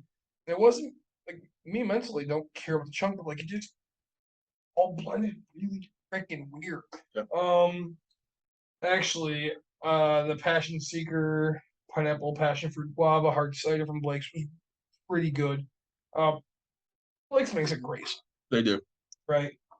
Then I went to Distill Brewing out of Illinois. Normal Illinois. Yep. I had a tropical ale out of the Wild Sour series. Yeah, it was good. I like the other one because of how much fruit forward it had. Like That was the Hawaii 5 Hawaii 5 Ale. 5 ale. That's right. Hawaii 5 ale. Yes, it was a very fun one. Then I went to Brew Dog's Hazy Jane Peach. Actually, it was a really good IPA. Brew Dog from Columbus, Ohio. That was actually very, very fun. I was very excited about because this is one of my favorite drinks from Smirnoff. A little sour me American. It did not taste anything near a bomb pop like what I was expecting. Didn't have the sourness, especially after having the other sours that I've had tonight, so I can't really say I give it the fairest of tries. And then I am finishing the Kolsch tonight. And it's I actually enjoy Kolsch. So I really enjoy it. Thank you so much for the non-sponsorship, but really, that's still, we'll give you shout-outs for the sponsorship. Yeah, because we got a sponsorship from them. They gave us a 6-pack. We did David for the Brewdog Pride. So, guys, thank you so much. Sly, thank you for joining us and all the communication we've had tonight. I've enjoyed myself. Everybody else that was watching, thanks for watching. I hope to get this uploaded before our Wednesday show. I drink so much sugar, Josh. We do. There's no sugar in those. It's all beer. It's all fermented. Alcohol content comes from the fermentation of sugar, and so there's really, like, in theory, there's no sugar in there because it's all been fermented into beer. Anyways, I hope to get this one up before we talk again on Wednesday. Yeah. Otherwise, Wednesday night we'll be back on Twitch talking, and we'll have both episodes uploaded by the weekend at the latest. And if you guys have questions or ideas for episodes, please reach out. Let us know. Nick, what do you want to leave everybody with? Like, subscribe, share, tell your friends, tell your family, and please donate generously. We appreciate it. It helps us buy more beer and be here with you guys. It does. Thanks, and we'll talk to you guys in a couple days.